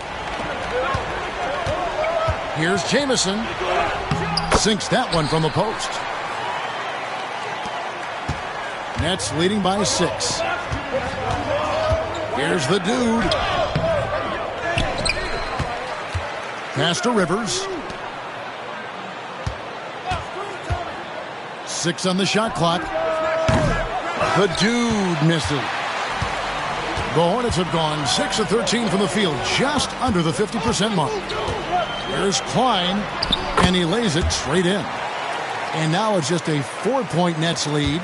And defensively, they are on their heels every time the ball comes inside. Yeah, I think they've got to ramp up the aggressiveness. If they don't, things are just going to get worse from here. Sinks the triple. And that's now 19 points for the dude. Well, he's just zoned in. I mean, in most cases, taking quality shots very much within the flow of the offense. And now the first timeout called here for the Hornets. Greg, midway into this season, sometimes a team can get hot and turn it on. What are some of the causes of that? You know, often teams can reach that tipping point with how they play. It all comes together in a hurry, and they make a run. But that's the exception, Kevin, not the rule. Looking at who's out there now for the Nets. Humphries checked in, and Marion subbed in for Webb. The drive by James. Rebounded by Marion. And right from the start, Kevin, they've been pounding the glass. Most of those 50-50 balls also going their way. Well, I don't think there's any question about it. They came focused and ready to play. I mean, they're doing everything they can to put things in their favor. You earn that, and they're actually earning it well right now. And now the latest from our reporter, David Aldridge. Hi, Kevin. Well, the dude in the last outing against the Pacers really lit up the floor.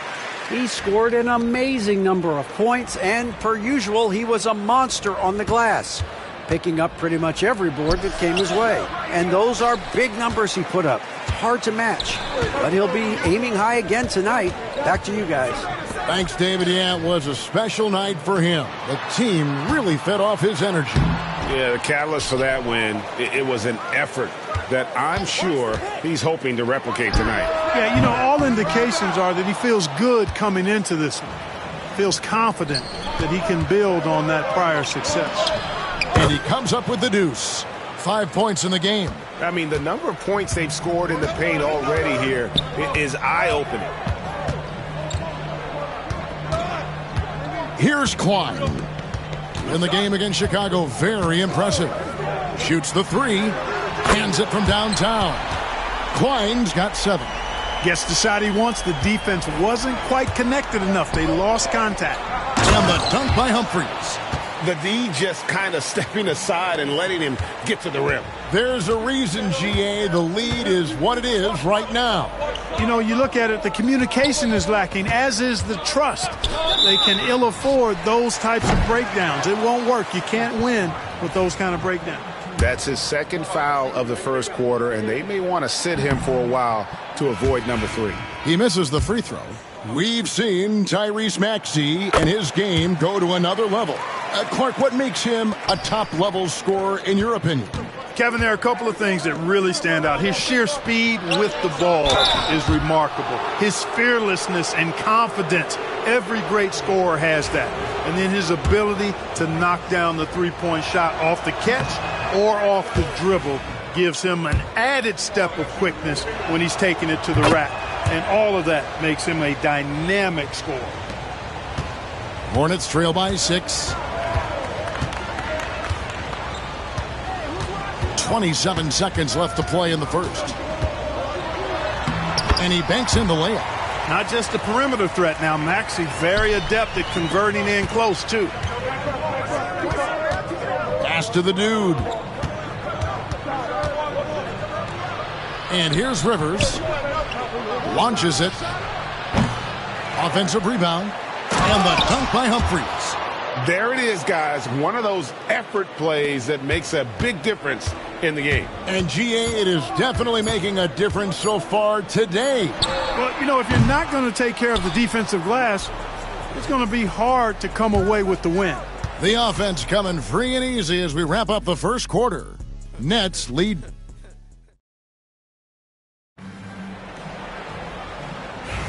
And for those of you just tuning in, the second quarter of action is where we're at right now. And guys, let's get your take on the scoring breakdown for the Nets. You know, in the early going, they've been effective scoring in the mid-range, and if it's falling, I say stay with it. And something else that I liked is how they attack the paint, finding ways to get inside and capitalize time and time again. On the court right now, second quarter starting for the Nets. We've got Webb, also Ingram out there. And it's Humphries in at the 5 down low. Pass to Jamison.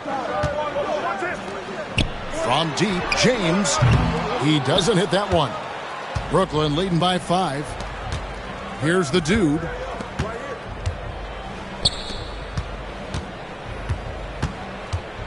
Driving to the basket. Add that basket to his impressive total. Brings him to 10 for 14. And he's had an excellent performance overall from the field. Here in the second quarter with a little over a minute gone. Up top, Maxey. Last time out, he had 14 points.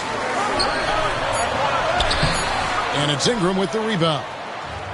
And for Brooklyn, they're shooting fantastically in this game, 62% from the floor. Here's the dude. And a miss there on the triple. And it's Maxey with the ball for the Hornets. They trail by 7. Dillingham wide open, and he fires. Sinks the three-pointer. Dillingham's got himself going there. His first points of the game on the deep ball. First in assist, first in field goal percentage. And they're also first in the league in fewest turnovers. Extremely smart group of guys in terms of how they execute and really take care of the ball. And you pointed this out. No team in the NBA moves the ball better than they do. So many of their baskets are the product of just excellent assists. And that one's good, the dude. Yeah, he's shown terrific control of the pace and the rhythm of this offense. You know, numbers don't always tell the story, guys, but his assist totals do paint the picture here. I mean, he's got everybody involved. In the corner, Dillingham with it. Buries the long-range jumper. Dillingham's got 6 here in this quarter. And they're getting their points now almost exclusively from the triple. 4 of their last 5 makes are from beyond the arc. It's hard for me to watch this. I mean, the defense practically giving them those shots. Outside, George. Here's Maxey. That falls. Nice feed that time from George. Maxey's got 5. The dude passes to Webb.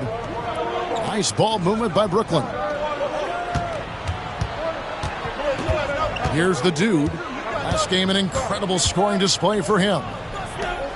The 3. Humphries with the bucket. 7 points in the game. It's important that you have big men who can shoot in this day and age, and this guy can really stretch the floor. Back to Maxey. To the paint. Dillingham with the bucket. And I like the fact that he really was unfazed by that scoreless first quarter, and now you can see him getting into a rhythm. The dude lays it up off the glass. The dude's got 29. And in the second quarter, a little under 3.5 minutes played already. Outside, Maxey. Back to James. Pass to Dillingham. Brooklyn with the rebound. They've led by as much as 10. And they're controlling the boards, Kevin. That's +5 in that category. And, guys, you know that rebounding is a huge part, a huge component of winning games. It's not a glamour stat, but it's necessary if you're going to be a winning team.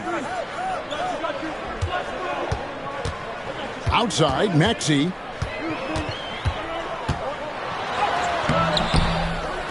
Pass to George. Now Dillingham. He's got 8. Wide open, couldn't capitalize. I'm shocked that didn't turn into 3 points. I mean, he makes you pay on those nearly every time. Webb the pass to the dude. From downtown. Rebound by Jamison. Not sure why he keeps trying his luck from deep here. It's just not his night. And once again, off the mark by Charlotte. Here's Trichet. That's in, and he's now 3 for 3 and looking sharp. Pretty much all of their buckets coming from inside the paint now. Maxey with it. He has 5. Got a piece of it.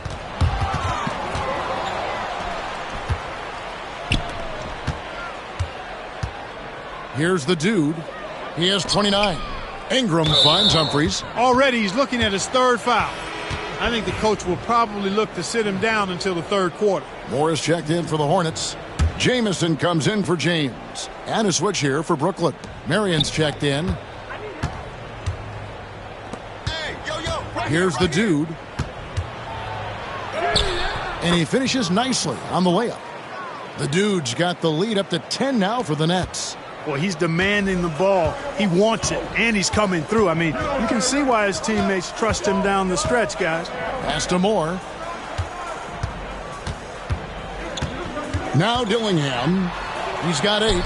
It's good for his 4th bucket of the night. He's shooting 4 of 8. I tell you what, guys, there's not much more he can do. I mean, he's been on fire, yet they still trail in this game.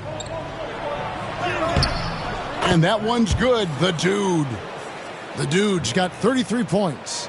Big miscommunication on defense. He recognizes it and quickly takes advantage. Boy, the defense looks shell-shocked. I mean, they're on the ropes right now, on their heels. Poked away. In transition, here come the Nets. And they pick up 2. And it's a 12-point Nets lead. Unwilling to let up even for a moment. That's his killer instinct, just fanning the flames. Yeah, I love the fact he doesn't play the score. He just keeps coming, attack mode. He doesn't know how to step off the gas pedal. Maxey, no good. It's a +5 advantage for them in rebounding after that one. The dude misses. Oh, he really broke up that transition opportunity. Looks like it'll be a transition take foul. This is his 2nd trip to the line in this one. And to look at his percentage from the line, you see him at 89%. That's an indicator of what a consistent stroke he has. And, you know, with those numbers, he makes a defender hesitant to get too tight on him. I mean, he doesn't want to get whistled for the foul and put this guy on the line. Rivers, he's checked in for the Nets. It's good. Nice touch there from Maxey. And I like the way they're using the entire court here in the 2nd quarter. Their 3-point percentage has gone through the roof. This team has handed a lot of responsibility to Tyrese Maxey, but Greg, he's lived up to it. And has grown very well into his role with the team. Shown that he can be a scorer all over the floor. Amazing to think how far he's come in such a short amount of time. Fouled on the shot and picks up 2 points, so 1 free throw coming up. Maxey makes things happen with his hard work and determination as a scorer. He's got his 4th free throw of the game. The free throw off from Maxey. And you know, Greg, we're seeing so many teams utilizing the dribble handoff. And it really forces the defense into a bad spot. Can create situations where the offense has an advantage, and then it allows you to kind of seek out the matchup. Clock at 4. Brooklyn needs to get off a shot here. Humphries, no good. The shot's there for him, and he's got to take it. I don't care if he doesn't convert. That's a shot he has to continue to take. Pass to Maxey. That's tipped. Brooklyn leading by 8.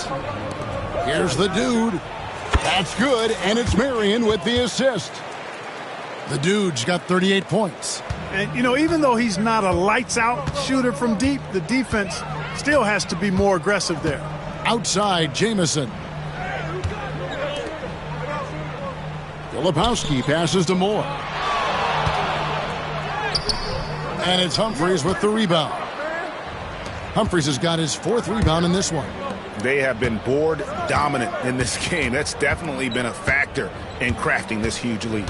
And it's been a well-rounded performance. I mean, strong rebounding has certainly been at the center of it, but it's been good on a number of levels. Hornets trail by 11. Now, here's Maxey. He's got 11. Offline from the top of the key.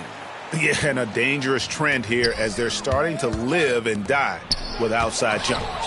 Really good point. I mean, you want to keep that balance, and attacking inside creates space for shooters, and having shooters creates opportunities inside, so it works hand in glove. Here's Jamison. Hits the layup after the sweet pump fake to freeze the D. Jamison's got it back down to single digits for the Hornets. Brooklyn's gone 2 for 5 from three-point land since the end of the first. And that one, good. He's got 11. How many times have we seen a possession like that from them today, ending with a basket coming off a pretty pass? Well, when you look at the assist totals, heck, they've been clearly the better team. Outside, Maxey. Shoots from 14. That misses off the backboard. And here's Humphries. He has 7, picked by Humphries. Here's Rivers. Drains it from beyond the arc. Rivers has got the lead up to 14 now for the Nets. That shot no good. And so it's the Brooklyn Nets sitting with a comfortable lead up by 14. Their strategy has been clear tonight. Work the ball inside, get shots in the paint, and now they are scoring with ease. And don't go away. We'll be right back.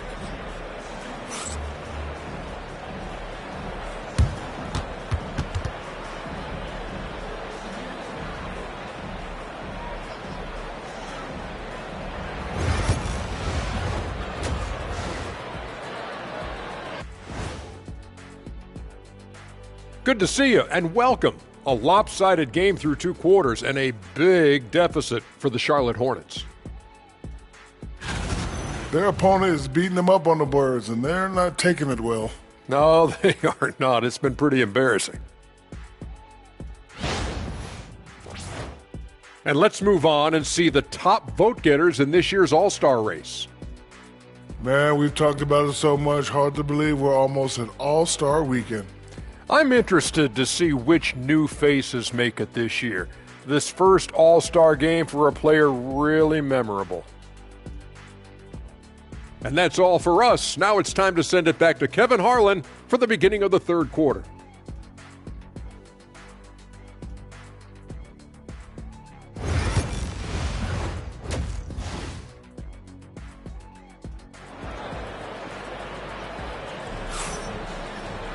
Well, we've got a second half of basketball for you. We think it's going to be pretty good. A big comeback, though, is needed for this game to be competitive, and it probably has to happen quickly. We're seeing a tremendous game from the dude. No problems fighting his way to the rim in this one. A lot of points in close. Yeah, you know what, guys? They gave him too many free runs to the hoop in the first half. I think they've got to be a lot tougher on him. Body him up. Be physical with him.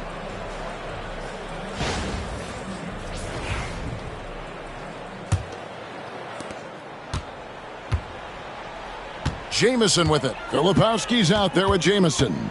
Then it's Jamison. And it's Klein in at the point. So that's the lineup for Charlotte. That one goes. Count it. Jamison's got 8 points.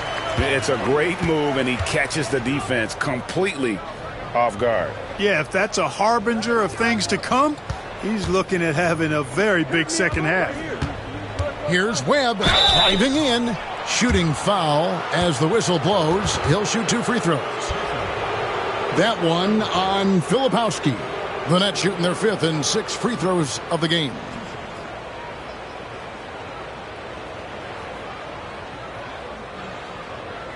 Shooting 2.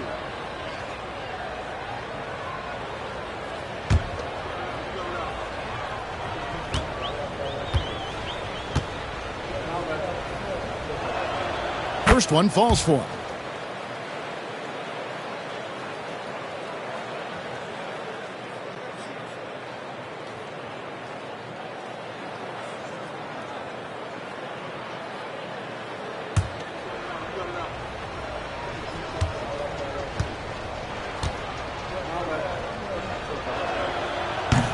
That one misses. Hornets trail by 13. Outside, Jamison. They set the pick. Takes a three.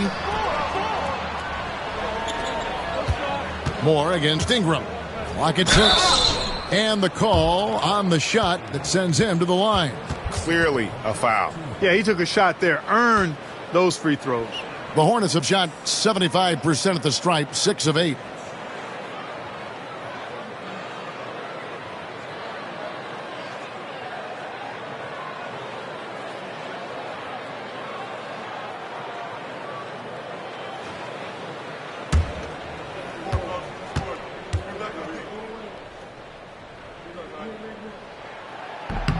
And the first one at the line is good.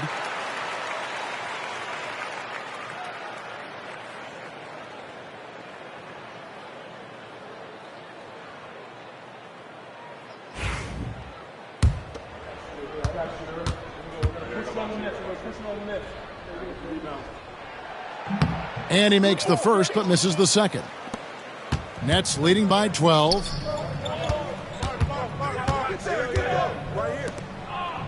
Pass to the dude. Webb with it. Nice ball movement by Brooklyn. Rivers passes to the dude.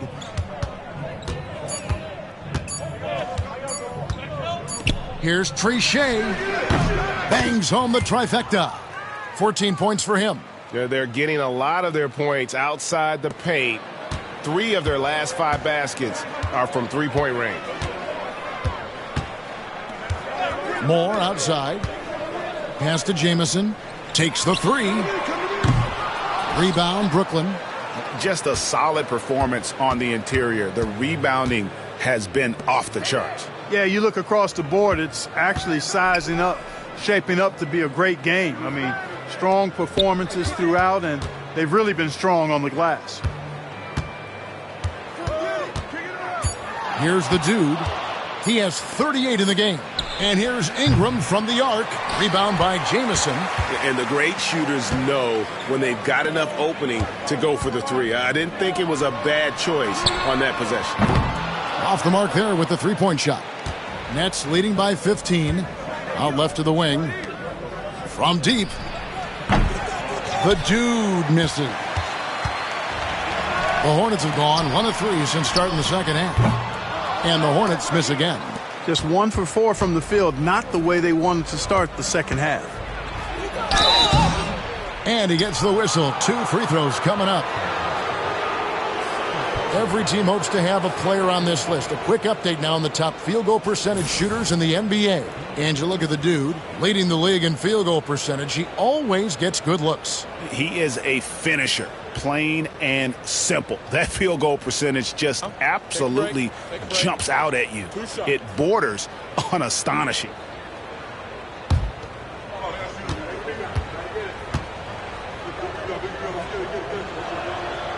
That free throw good from the dude.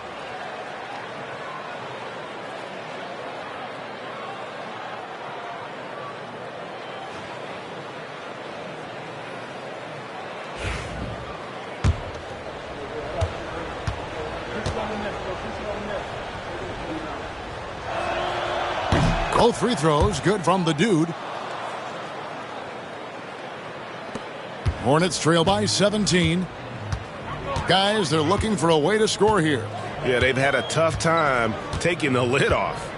Pass to Jamison. It's good. Jamison's got 7 points. Just a late reaction there from the defense, and he is always going to finish that one. And now we're 3 minutes into the third quarter of play.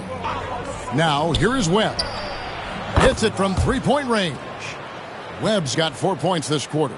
And the lack of effort to fight over the screen there makes that an easy shot. Well, I'm going to credit the screen. I mean, that's a good, strong pick he lays there.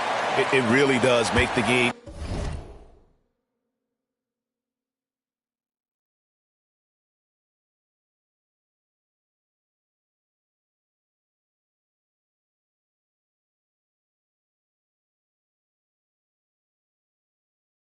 easy for your teammates when you can lead them to the rim that well with the pass. The dude passes to Webb. And again, it's Brooklyn converting.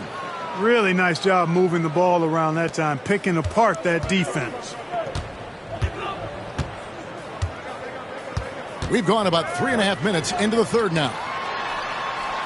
Inside. Here's Moore. And it's Ingram with the rebound.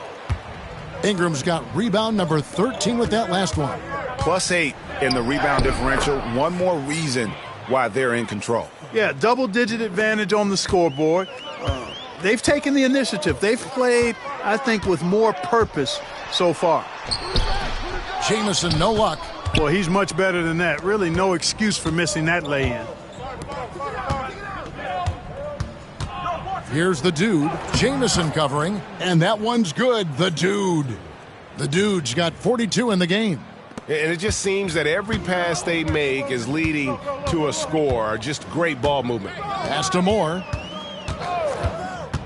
Here's Filipowski. He's guarded by Rivers. Here's Klein. He has 7. Drains the three-pointer. Not sure what the defense was thinking. I mean, you can't leave this guy open from deep. Here's Rivers. And he drops in the layup off the glass. Rivers has got 5. Yeah, the chemistry has been terrific. Really impressed with their offensive execution. You know, the defense has really been kept off balance because of the outstanding passes. 4 straight field goals have been made off an assist. Here's Klein. He's got 10, and the shot goes down. Coming off a big game, his confidence couldn't be higher, and coach knows it. Showing no signs of slowing or cooling down. They're going to ride him as far as he can take him. Pass to the dude.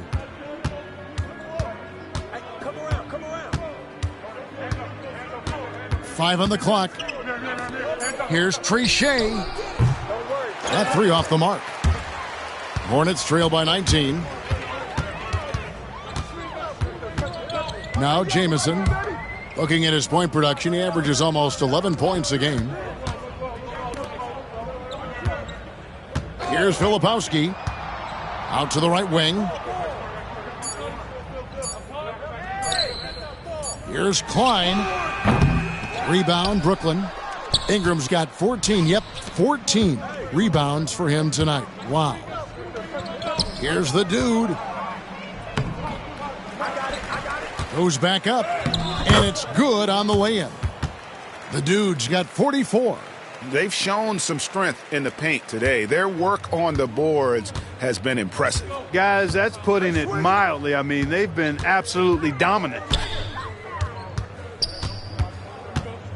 Here's Klein. 12 points for him.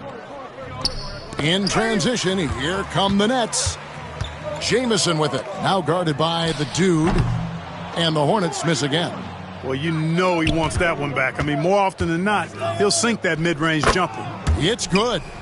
The dude's got 46 points. They should continue to get the ball inside. The defense struggling to contain them. And when you make 5 in a row in close like that, it also takes pressure off your perimeter guys, too. It's deflected.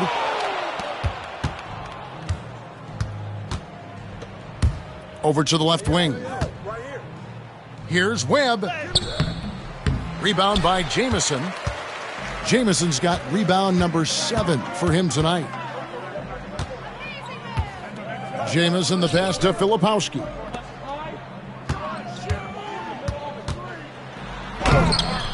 The putback controls the rebound and puts it back up and in. Good awareness that time to put the shot right back up before the defense could react. And we will have a timeout called by Nick Nurse. He's going to have a discussion here on the sideline. So for the Nets, Humphries checked in, and Marion subbed in for Webb. Here's the dude. Goes up and lays it nice and easy. The dude's got 48. Oh, it's scary because he's just been a matchup nightmare in this game. He's eaten up anybody they've thrown at him. Pass to Maxey. Yes, it's James picking up the assist. Maxey's got 13 points. When Maxey is clicking on all cylinders, he is a tough guy to slow down. Rivers passes to the dude. And the call on the shot that sends him to the line. It's on Bronny James. And a moment now to quickly take a look at the offensive approach for the Nets. Well, you know, in some circles, this is an unpopular point, but there can be value in taking the mid-range shot. This team is certainly proving that tonight. And you can't ignore their passing. All game long, they've done a great job of just delivering the ball in rhythm right where it needs to be. A floater. Klein, no good. And not allowing the shooter even an inch of breathing room on that one. And, guys, that's exactly the kind of high-impact defense they want to see out of him. And got it! Another basket. And he's up to 52 points. Yeah, making a GA look all too easy right now. Charlotte's gone 1 of 4 in three-point shots here in the third. Maxey on the wing. Buries the 20-footer. 15 points in the game. Really showing you how quick he can be with the basketball. Maxey letting it fly in a hurry. Goes up with it. Tries again. Rebound by Armstrong. A difficult situation for Charlotte. The drive by James. And out of bounds as Brooklyn gains possession. A moment now to look at the year-to-year scoring output and how it has been trending for Tyrese Maxey. And looking at his offensive numbers from the past few years, it seems like teams around the league have kind of figured him out. He's having to work a lot harder for his points, and they haven't been coming nearly as easily as they used to. Stockton's checked in for the Hornets. Here's the dude. What an incredible scoring display he has put on tonight. And that one's good. Ingram. Could have been much better defense. I mean, you can't give this guy any room to operate. Outside, James. Here's Klein. Tried to answer back, but that three is off the mark. Brooklyn's gotten the three-pointer to fall to the tune of 50% here in the third quarter. They've made 3 of 6. And here's Ingram from the arc. And James pulls it down. Frozen. Guy is just ice cold, unable to contribute offensively. And they'll get another chance. Here's Maxey. Good. He hits the jump shot. Maxey's got 6 in the quarter. And so it's the Brooklyn Nets finishing the quarter up by a whopping 24 points. The scoring has been tremendous, and they are shooting lights out with very high accuracy. We'll return shortly.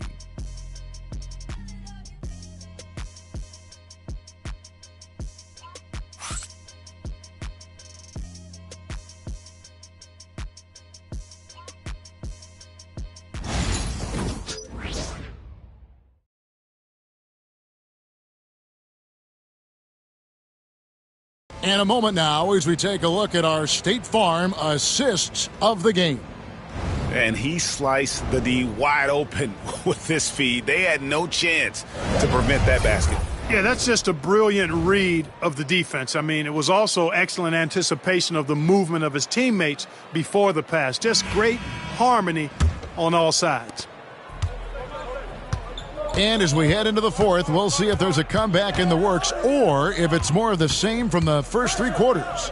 On the court for the Nets, getting the fourth quarter going. We've got the dude.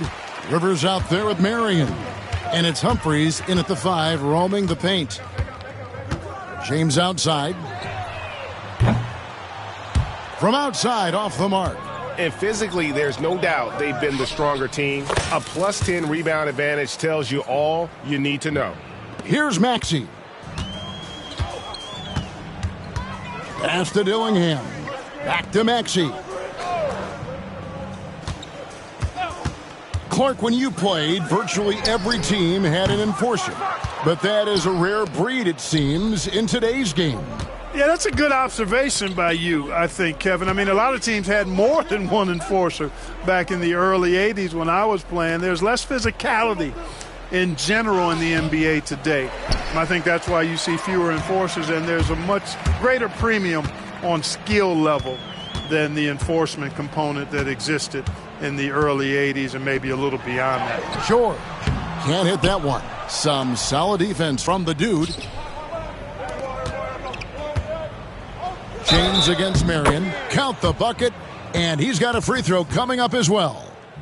Yeah, terrific play right there. Great strength to finish through the contact. That's exactly how it should be done. Get the bump, concentrate on the shot, and you'll get the bucket too.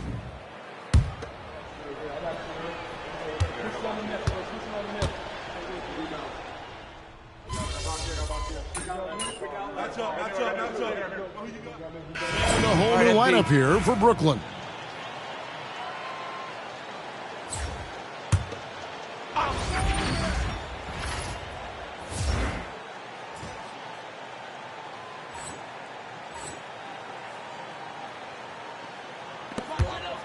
Pass to Jamison.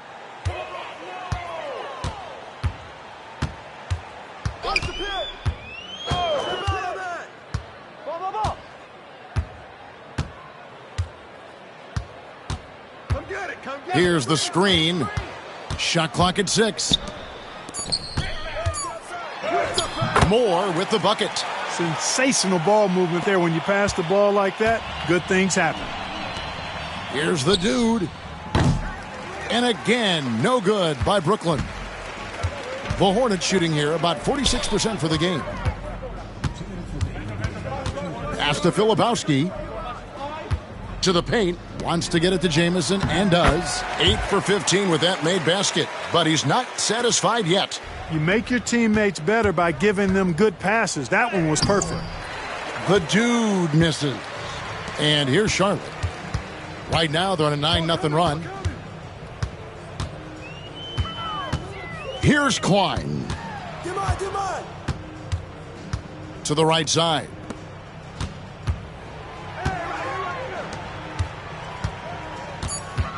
The Hornets need to get a shot off here. Here's Jamison. That 3 off target. Had some space there after the little pump fake. Well, guys, this was never really a contest. Just a total obliteration, if you will. And you can safely say mission accomplished now for Brooklyn. And this was one that never really was in doubt, I thought. An all-around dominant performance. And you kind of thought that maybe even going into the game. Yeah, there was a sense of that. And man, they just pretty much blew them right out of the water. A clinic was put on display here today.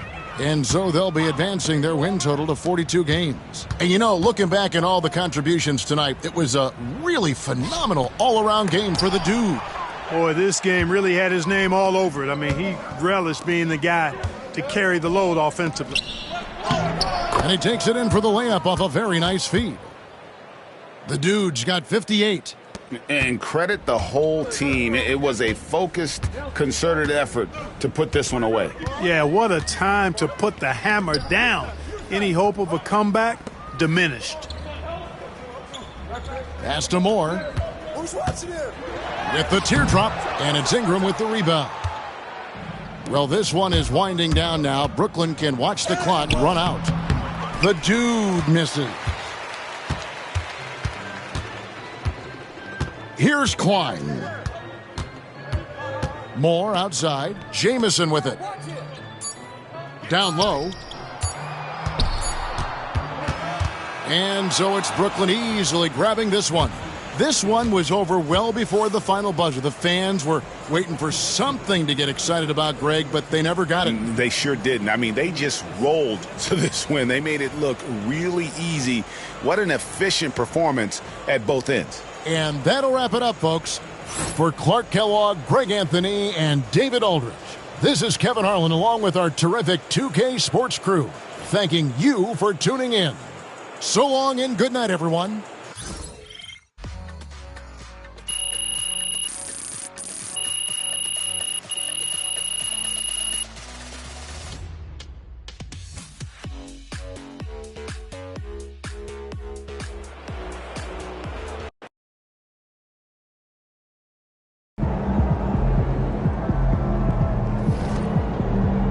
Keep it up, MP. Keep chopping wood.